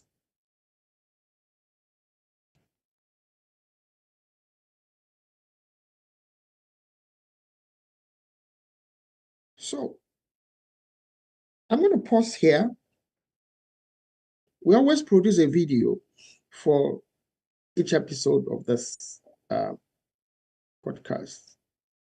I'm going to play that video at this point, and when we return from playing that video, we will go to taking questions from community members that have sent them. And then, Evangeline, this is your show now, okay? Because the questions are going to be thrown at you. So let's go. So we're going to play the video for this episode, and then we'll return, okay? Don't go away, please. Thank you. The Biafra War arrived through gunfire, social disruptions, and the sudden need to find shelter wherever possible. Refugee camps in places like Owerrinta, sometimes called Small Owerri, in the southeast of Nigeria, were where displaced civilians from across eastern Nigeria gathered in makeshift camps, because the routine of school, work, worship, and community had been torn apart by conflict. This video explores the Biafra War and its ongoing consequences for Nigeria, drawing from Dr. Richie Adewusi's eyewitness account as a child who lived through the war, as he narrated in his book Biafra, Lest We Forget, focusing on how displacements, civilian deaths, widespread hunger, and unresolved national questions shaped lives then and continue to shape Nigerian lives today. If you are Nigerian, or care about the future of Nigeria, please watch this video to the end. In the refugee camps during the Biafra War in Nigeria, wounded soldiers arrived faster than medicine could treat them. Children carried permanent scars from injuries while helping with food or fuel. They saw gory violence at markets and places of worship, not because people were cruel, but because the war left no place untouched. These experiences were routine throughout the war, leaving memories and questions long after the shooting stopped. After the war, Nigeria moved forward without addressing the fundamental questions that had led to it. The country remained a single political unit, but consent, belief, and coexistence were left unexamined. Those unresolved tensions continue today. Continuous killings across Nigeria go without protests, while Nigerians in the northern parts of Nigeria mobilized loudly over the death of Iran's supreme leader, Ali Khamenei. That contrast raises the question of whose lives, laws, and authority are recognized in Nigeria, and who gets to decide what lives are important in Nigeria. This question becomes sharper when figures such as the Sultan of Sokoto declare that no authority can stop the implementation of Sharia law in Nigeria. In a country formerly described as secular, such statements show that certain belief systems dominate politics and everyday life, while others are marginalized and considered inconsequential. Leaders who once spoke of unity have been pushed aside, and security, both personal and national, has become Nigeria's most expensive and scarce commodity. The situation has become so fractured that most regions and tribal entities in Nigeria now fly their own flags. To understand Nigeria's political structure, it helps to look back at its origins. The 1914 amalgamation of the Northern and Southern Protectorates created the political entity that would become Nigeria.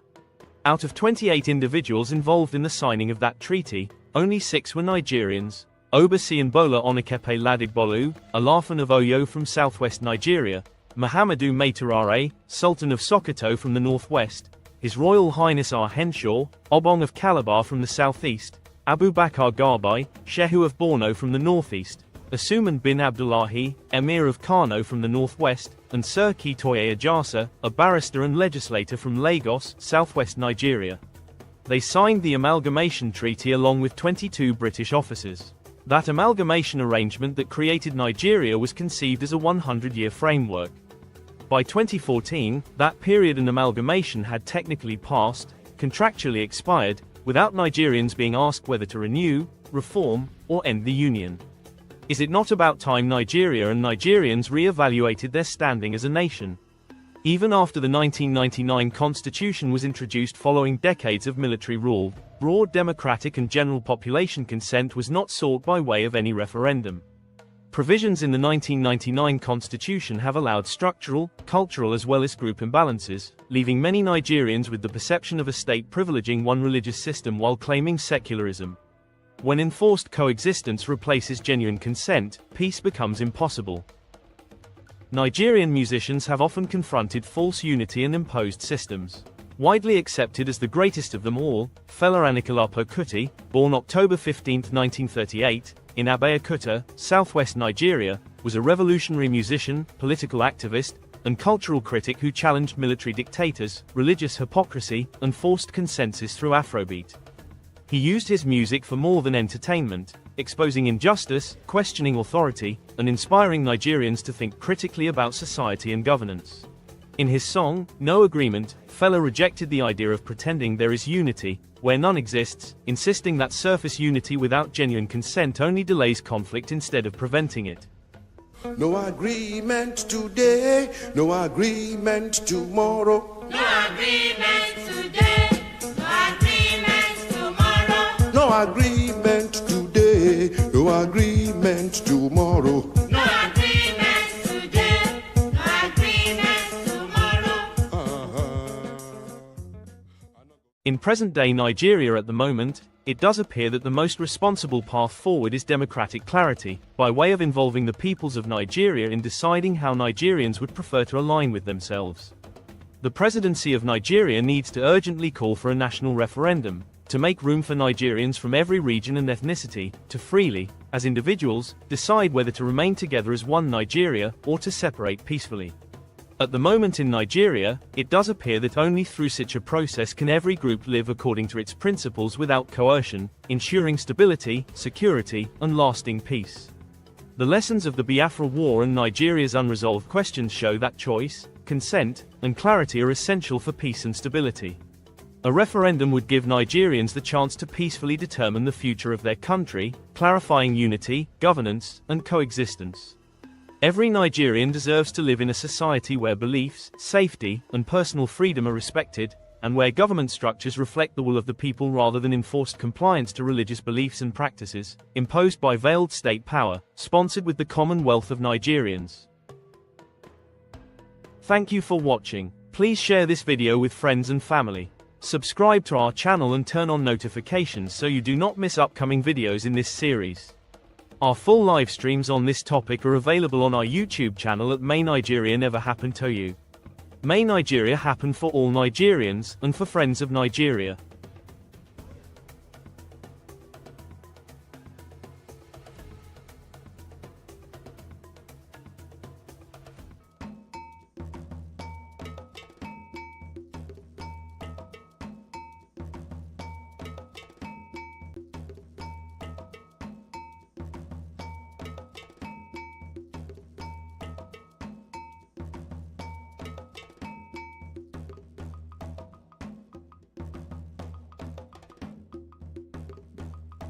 Welcome back. You've seen the video, you watched the video. And my address here again is back to President Tinubu. Sir, Mr. President, sir, be strong, sir. Be presidential. Call for a referendum. Let Nigerians vote as individual Nigerians, just like they will vote for electing you or electing any other individually.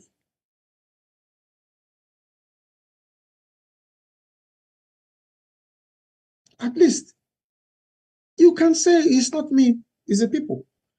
Engage the people now to save Nigeria, or what comes out of Nigeria. This is still the time to make peace. Where this is headed is not good. But you can blame the people. You can say, well, it's the people that say, but call for the referendum. You are in that space now. You have what it takes to have this done now. Call for a referendum. The same ballot, put the issues of the referendum, put them, let people vote individually.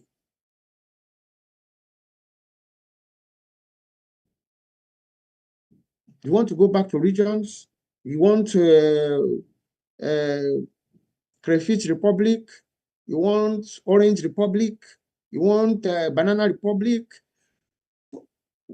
Let people vote. Let the peoples of Nigeria vote now.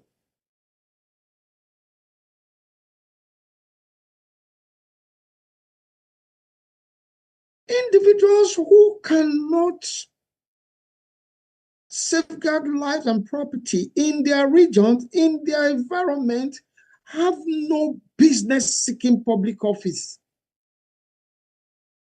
Have no business coming out in public to talk about authority. People are being killed every day where you are ruling. And all you can come and talk about is religion.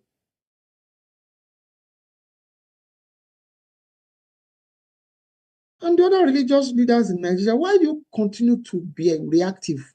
You can't preempt. You are keeping quiet, purchasing private jets. As if nothing is. Let people organize, mobilize now to demand for a referendum. You can have a few people, how many people, because when you're talking about it's just a number of people, just the elites. And it's for selfish purposes. You've seen it over time, how many years? They've been in charge. The people of the North have nothing. Our children in the North are hungry. They're not in school. Nothing is being provided for them. So why would they become terrorists? Not that they will choose to be terrorists. The same people who have brought them up to put them as ready recruits are now recruiting them for reasons. These people are organized. Get that. They are planned. They know what they are doing. Look at the time when people said, we want to stop this thing. There's a planned jihad. And people say it's a lie. Evangeline, a while before, She went off, said, there's announced today is Friday.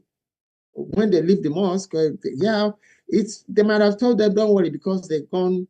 It will still happen. Call for a referendum now, sir.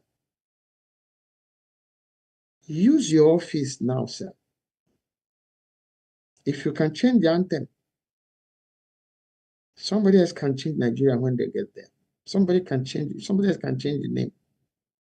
Somebody can say, okay, they have been telling you Nigeria is an Islamic state. So what do you think that they do when they are the ones who get there? Is Nigeria an Islamic state? There are Muslims in Nigeria. There are Christians in Nigeria. There are traditionalists in Nigeria. The constitution before the one that now enforced in 1999 in Nigeria is a secular state.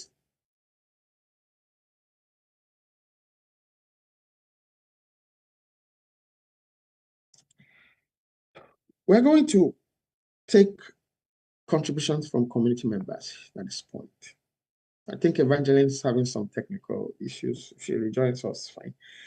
He said, how would the government ensure that every Nigerian region participates fairly in such a referendum? The same way you conduct elections and ask people to queue up to vote. The polling stations, polling units are there. It's the same structure. The infrastructure is available. You just need to decide,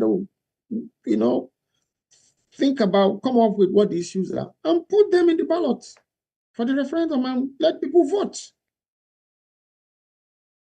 Yes. The same structures, the same INEC can conduct the referendum, should conduct, does not even can. It's INEC that will conduct the referendum.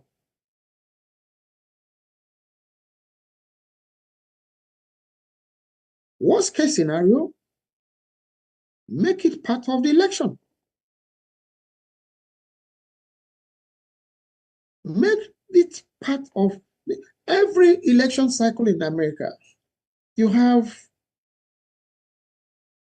different states, or even at the national level, specific issues for amendments. They put it as part of what people would vote for during the election.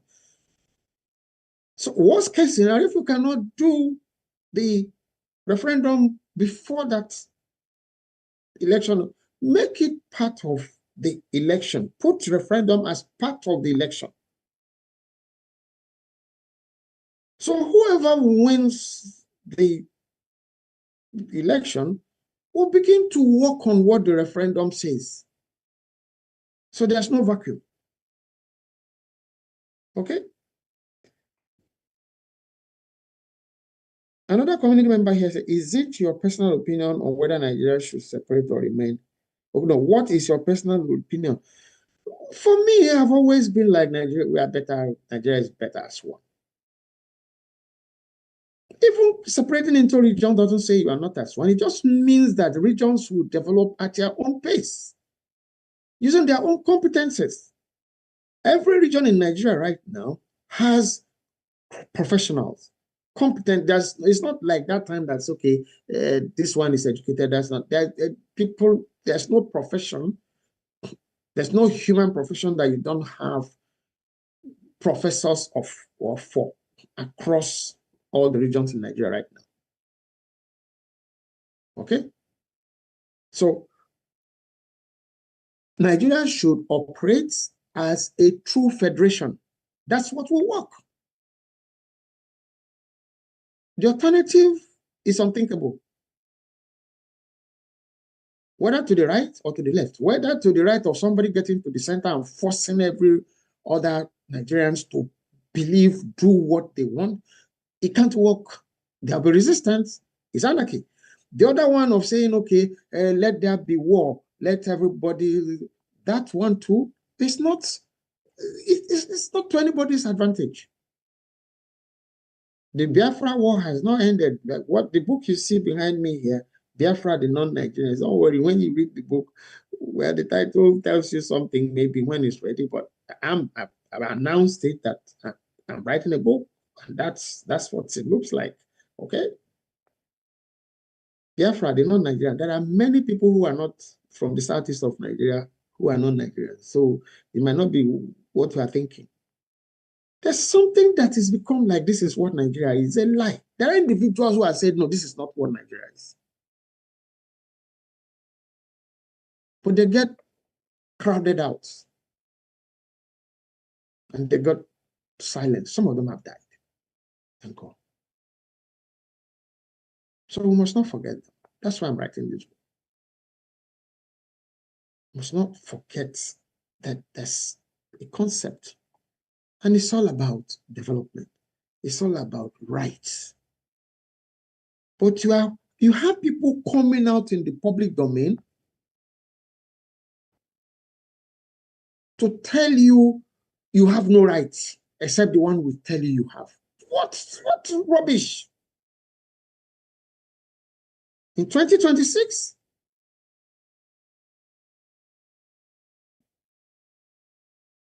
And everybody is keeping quiet as if they're just... Evangeline, welcome back. So we're taking the questions now. We're taking the contributions to the members, and then we are rounding up. There's a question here for you now. I said, do you think the Biafra War would have happened if there was no amalgamation? You know about the amalgamation of Northern and Southern? Yes. Okay? Yes. So do you think the Biafra War would have happened? But personally, if there was no amalgamation of the country, the Biafra War would have still happened. And the reason why I say that is because the merger between the southern and the northern people, right? It had nothing to do with Biafra. Biafra on its own, like we all know, Biafra was something that came out from pain of being sidelined. Oh, since we cannot be a part of this, we want to be by ourselves and do this thing by ourselves. So even if the amalgamation did not happen, the Biafra would have still happened. No. It's actually talking, this person is talking about the war, not the IPOB. Oh, the war itself. The war itself, not the IPOB issues now. The IPOB issues now, since we cannot be part of you, let us be, is different from what happened in 66. Okay? Now, what I think here is, it would not have been a Biafra war. It would not have been called Biafra War. Okay? There probably would still have been a conflict in Nigeria. Okay? If they could. Because for as long as people think that the only reason that will make them human is when they dominate other people. Okay? It's when they come other people and take over their territories, which has continued to happen now. Okay? I think that even if the Northern Protectorate has remained at the Southern Protectorate, I think there will still have been an incursion of let's go and conquer them. Let's go and, it will not have been called Biafra War. It would have been a North and South thing. So I don't think it's the protectorate thing and the amalgamation thing that caused the Biafra War. It's human greed. Yes, absolutely. It's human greed. Because if you become a leader, what's your motive for becoming a leader? The primary job of any nation state is safeguard of life and property of its citizens. Who are the citizens of Nigeria? Okay? Which is what led to this whole issue of the non-Nigerians, the book you have. Who are the citizens of Nigeria? That's a long debate. People who have gotten into positions of, not Nigerians themselves, not the ordinary person on the street. Okay? The ordinary person on the street have not been made to feel Nigerian by those in leadership. Those in leadership keep advancing issues to divide, to tell you are not like the other person, you are different. And purely for greedy, selfish, ethnic, bigoted reasons. Had nothing to do with development. They are not interested in development. It's shown over time. Okay, that's my opinion, though. Okay, another person here says, if such a referendum is held, wouldn't the losing side just say the results were manipulated, leading to a greater trouble? What do you think? I didn't get that question. He said, if such a referendum is held, wouldn't the losing side just say the results were manipulated, leading to greater troubles? Well, the truth is, when elections are manipulated, we all know when it is manipulated. No, this is If talking about the referendum now, not election. oh, the referendum. Okay, the thing is, if it had not happened the way it did happen, hold on, sorry. I'm really having issues with my network and it's affecting me. Okay, so like I was saying, if sorry, take that question again. I missed a part of it. If such a referendum is held, wouldn't the losing side just say the results were manipulated, leading to greater troubles? Well, okay, true. We all know that the reason for the referendum is to give citizens direct and peaceful way to express themselves, right? So if that does not happen, of course, it will not give citizens reasons to cause greater trouble, because if when referendum is done and done right, everything will be balanced. That's how I see it from my own side. Yes. Okay, thank you so very much. When in the referendum, I don't think there's a winning or a losing side. So that's the first thing for me. Yes. I don't think that is different issues are in there. Okay? Yes. I don't think, okay, the people who are saying Nigeria is one country now, well, maybe they are the people who you will say will lose. Okay? But I don't see it that way, because even in that group, yes, is there elites who are making those statements? The people, the Nigerians in those regions, in those areas, are not thinking the same as the elites, except when they are brainwashed and told what to do again. But then even if you are brainwashed and told what to do, it wouldn't be like a party politics. You are saying vote for a party. No, you are not voting for. You are not going to be asking an German to vote against, returning natural resources to states or regions. They are not going to vote to agree with you now. Okay? But then, for me, I don't think it's about winners or losers. But some people will take it like that. But I do not think there's any painless way to cure cancer.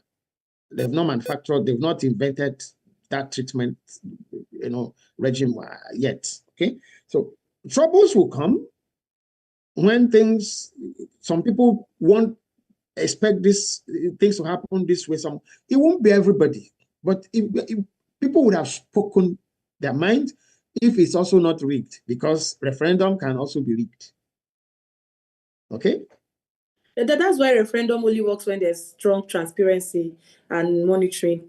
So always, there's still the risks of the monitoring, the losing side wanting to cause more trouble. But then if it is done openly and transparently, I don't think there will be need for any of that at all completely. Well, it still needs to be tried.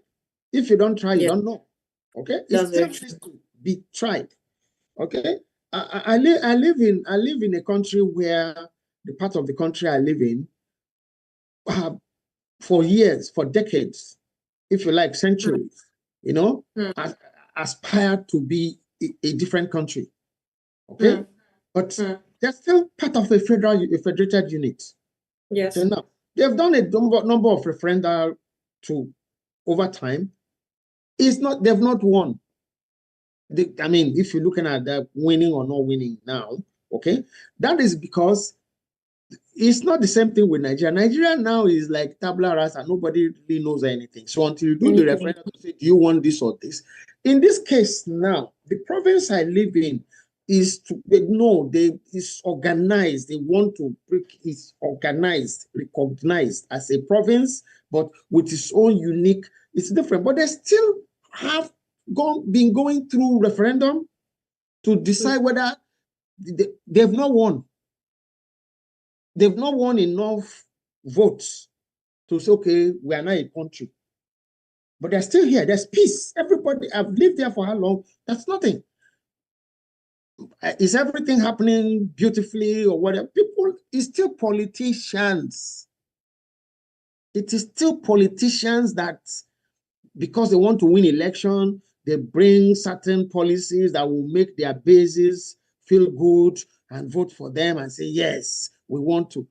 It's still the same thing everywhere, but they've remained, Canada has remained a federation of provinces. Okay? Number 6 here says, another one here says, it is clear to see that a certain group has the most power in Nigeria. I honestly don't see how we can move forward with that region still being part of us. I don't like statements like this. I don't like positions like this. Now, let's have an understanding. In every part of Nigeria, people are suffering. People are dying. I don't know which part of Nigeria the person that sent this comes from, okay? And I don't want to speak for whoever it is to say, oh, this person must be from here. He's talking about, no. In every part of Nigeria, I have said it generally here that in the northern part of Nigeria, for instance, Nigerians are suffering. They're being killed every day more than even any other part of Nigeria. Every day. Yes. And people are fasting. They're supposed to be fast. You go to the mosque, you're killed. You go to the farm, you're killed. You go to the market, you're killed. Then what? So those people, when even if you're saying let the north of Nigeria become one, let the south of Nigeria become, those killings will continue in those places. It's not going to stop. Yes. Yes. So Nigerians are raising their hands for help right now. And that help is only going to be available peacefully when they are able to speak for themselves and say, this is what we want. And they are implemented, okay? Have referendum been held in Nigeria before? How did it go? First of all, from all you've heard today, some people get together and decide for the rest of Nigerians what they must do. The amalgamation, Nigerians were not called. In that video, you had the names of the people who signed the treaty. Their peoples were not consulted. Now, the 100 years had passed. Nigerians are still not consulted to say, how do we move from here onward? The regions that were created, the people were not consulted. The only time there was a referendum in Nigeria, if history serves me well, is when the the Midwestern region was created in Nigeria. There was a referendum for the creation of the Midwest region. Okay? And that should serve everybody. People opposed it.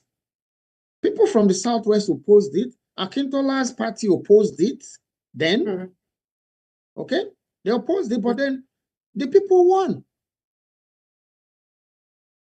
The people won. So the Midwest region was created, so it can work.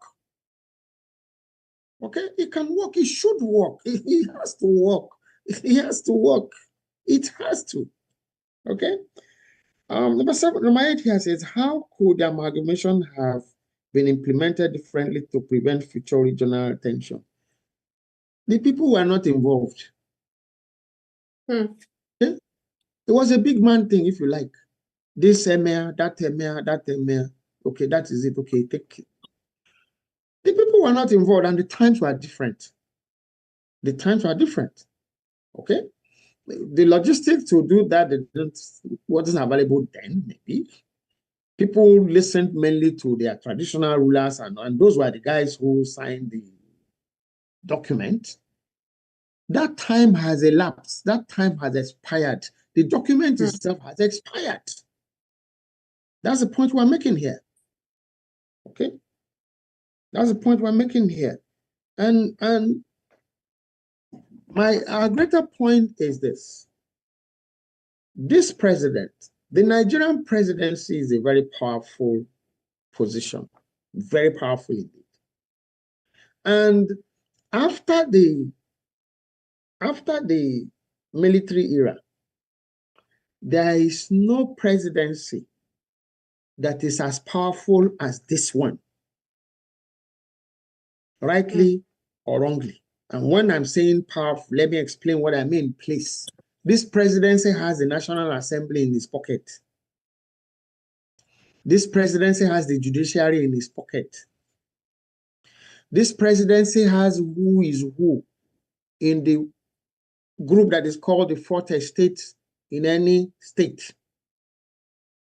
This presidency has the media in his pocket. Go and look at everybody who surrounds this president. They are they were the foot soldiers of the Lagos media, the Southwest media. Go and check all of them, from the ministers, some of the ministers, to some of the senators, is media. So the fourth estate, the media, is in the pocket of this presidency. So this presidency is in a position to see the situation that this country is in and help to unite or midwife the peaceful separation of this country now. But for me, a good place to start is for this presidency to initiate moves for this country to go back to regional governance via a referendum. Okay? Let anybody who wants to do it in your region. Okay? This whole thing is that nothing anybody is going to do to stop whatever is because there's still that plan to capture the center and then dictate from the center what must happen to the constituent parts of the country. That needs to be stopped. And the only way to stop it is to create regional governance. Implement whatever you want to implement in your region. Okay? How does that now apply to those people that say, oh, the state continue to be killed? They can leave those regions and go to the other regions where there are quests, where they can live peacefully. I repeat again, I live in a province that speaks French. If you are coming to live in this province, you must be ready to speak French. So when you are moving from a particular region and know that what they are practicing there is Sharia, it's up to you to say you want to go there to live. You want to go there to do business. It's up to you. Okay? No matter what anybody did to invite me to come and speak about anything in Iran from time since I've been in the development world, I will not go. I have not gone. I have not accepted. No matter the conference, no matter paid this, paid, I will not go. I did not go. I never did. Not because I have anything I will do to disobey their whatever, but when you just believe that every other person must be you. No. For me as an individual, is let people be themselves, obeying the common law that all of you have lived in, not religious, dictatorial injunctions. No. Not injunctions that are outright violation of individual rights. That's what the main issue is. The most important thing any human being owns in life is what? Is his or her life. The most important thing any human being owns is his or her life. Then properties follow. If you're in a station where you don't even own your life, you don't know what's going to, somebody else dictates what happens to you, up to the point of if you don't agree on this, you get butchered. No. No, please. Anybody who is advocating for that, no. You should be by yourself. So let the government, the presidency, think. Thank you for the ones that you have boldly decided to undertake. Become bolder, sir, President Tinubu. Okay? Become bolder. Save Nigeria. Save Nigerians. Let Nigeria transition back to regional governance. Let people develop at their own paces. There's no region in Nigeria. There's no part of Nigeria that doesn't have some unique natural resource. There's none. The entitlement mentality has built a culture of laziness, consumption, no production. The sitting and waiting for allocation, monthly allocation, has made people in leadership, some people in leadership, at least we are seeing a difference in Abia. It's a state, it's in Nigeria, just in the last 3 years.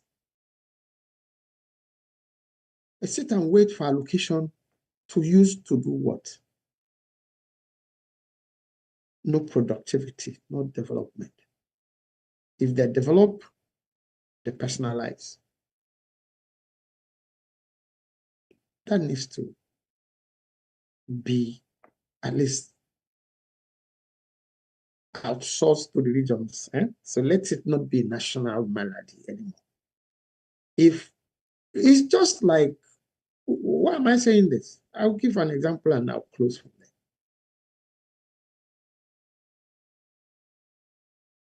When Nigeria had one day or one period for election in all parts of Nigeria, there were many issues.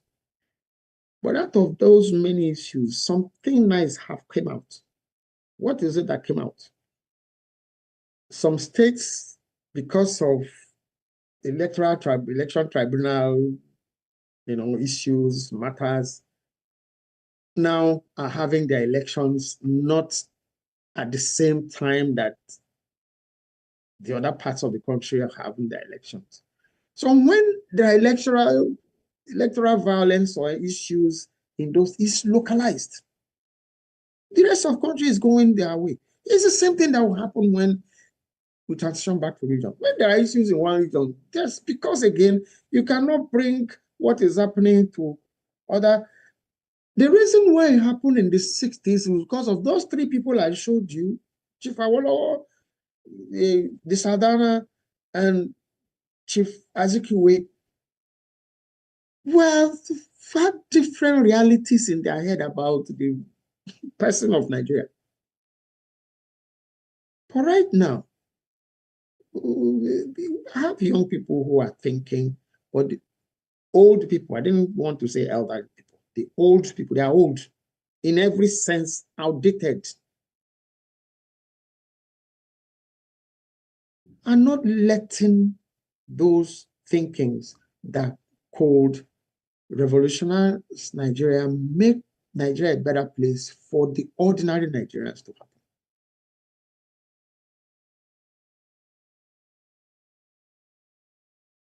Nigeria is still, telecom services in Nigeria is still prepaid. Everybody. It's only the rich that have postpaid services. So the telecoms, I'm just giving you some of the issues here. Like I said, as I end, the telecoms industry don't have any reason for which they want to improve their services. No reason. If you want to make phone call, you buy the charge card upfront. Whether it works or what doesn't, you want data, you buy. Whether you are the thing roll till the thing finishes, doesn't. But when you implement post-paid billing methods, the telecom industry will have no choice but to improve on their services. How are you sending somebody a bill if it doesn't have a service? No? People are not thinking of, oh, I have 1,000 naira. What do I do? Do I buy a recharge card? Do I buy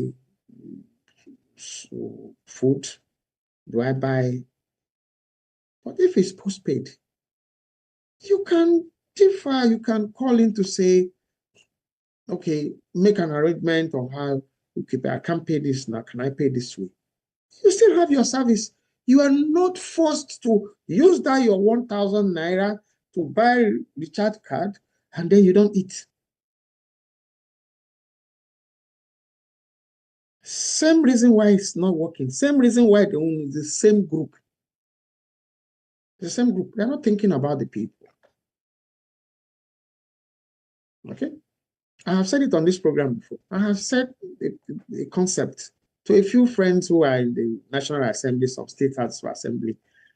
Can you advocate for post-paid billing in the telecoms industry?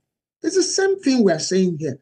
If you transition back to regions, people will pick what they want. Some people will, it will not be this one size fits all over everything. President Jonathan built Almajiri schools. Federal government, Commonwealth. Who was supposed to make it work? The northern government states did not think it made sense to them. And now somebody else is coming up now to say, look at even the Almajiris, they are just there. Sheikh Gumi. Should people have children that are not prepared to train to start with?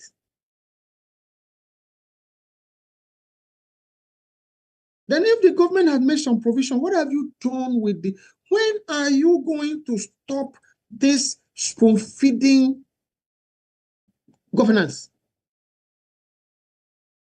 That is why you need to transition back. Part of the reason why you need to transition back to regional governance. That is the reason why you need a referendum to decide why or how you want to exist, when you want to relate in that sphere, that's well portion of the sphere, Nigeria. So if you decide that in your region, what you want to do is to pay terrorists, because I read again, Nigerian army say they are not constitutionally empowered to stop states from paying ransom to, I'm like, excuse me? Hello? You have no power to stop state government from paying ransom to terrorists. But you have power, you have constitutional power to position Nigerian military in the southeast to be terrorizing Nigerians from protecting themselves. You need this referendum. You need this referendum. You need this referendum. Let Nigerians decide on how we want to relate, how we want to live, so that there can be peace, there can be value for lives. Right now, it doesn't seem that life is worth anything in Nigeria. I'm not saying it as a way of, I'm saying it out of pain. It doesn't seem that some people think that other people are it's worth it for other people to breathe. If not so, why are you fasting during the time you say you're fasting? People are being butchered, and we are enforcing it. Terrorists are our brother, our family. We are enforcing it. Terrorists should be paid. We are enforcing it. nothing anybody can do to stop the implementation of Sharia. Okay? Those are enough reasons for Nigerians to wake up and say, this is not how we want to live. This is one of the reasons why Nigerians should stop thinking about whichever name, political party. The issue of Nigeria now is not political party. It's not. It's safeguard of life and property. Life and property is not safe in Nigeria, any part of Nigeria right now. And it's going to get worse. So, with that, I want to thank you, Evangeline, for joining me today. Just keep me company here. I want to thank all of you guys on TikTok. Wow, over 2K likes. Thank you so much, all of you. And those of you who have followed us on YouTube. And I want to appeal. We have a video. I know I'm waiting to get to this point to ask for it to be played, to say thank you to all of you that have subscribed. We have crossed. For somebody sent me a message saying, "What's your problem? Ordinary 100 subscribers and you are doing video and saying thank you." So yes, you call it ordinary 100. One person. You see, we also sending the wrong messages, especially to our children, to the young one, believing that when you just start something, it must be it one day. Wrong. This sense of instant gratification.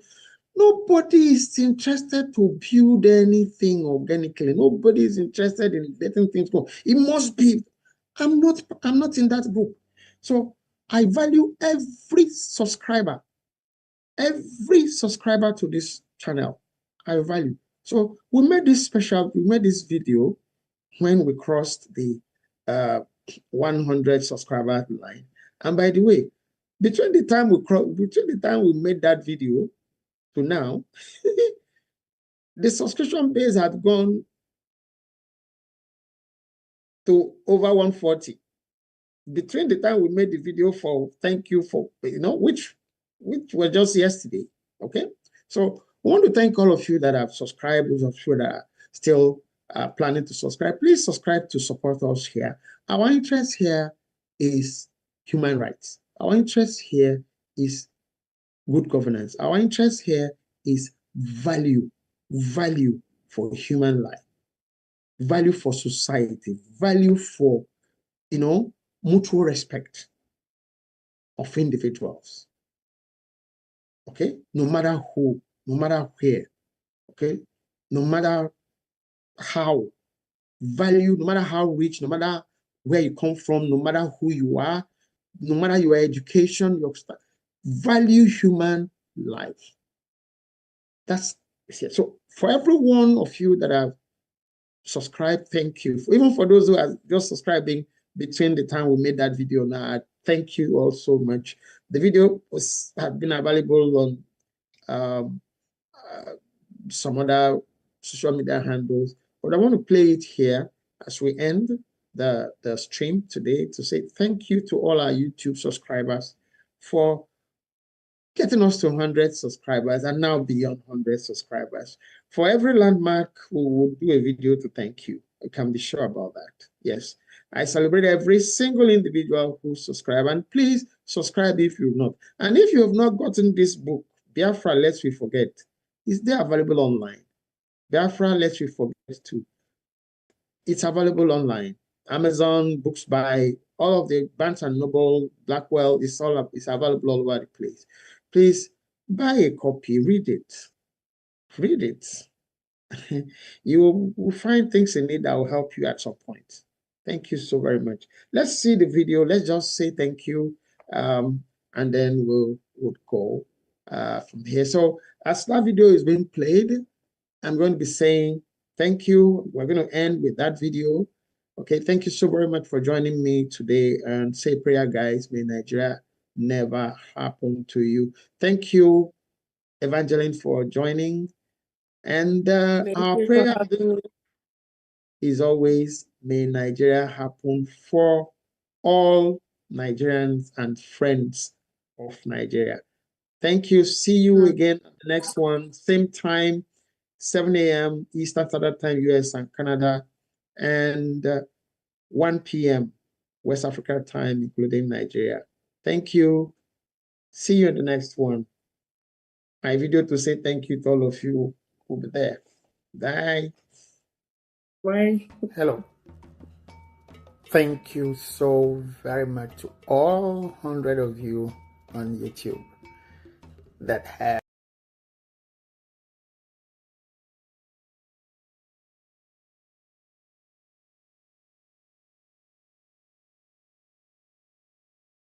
Hello.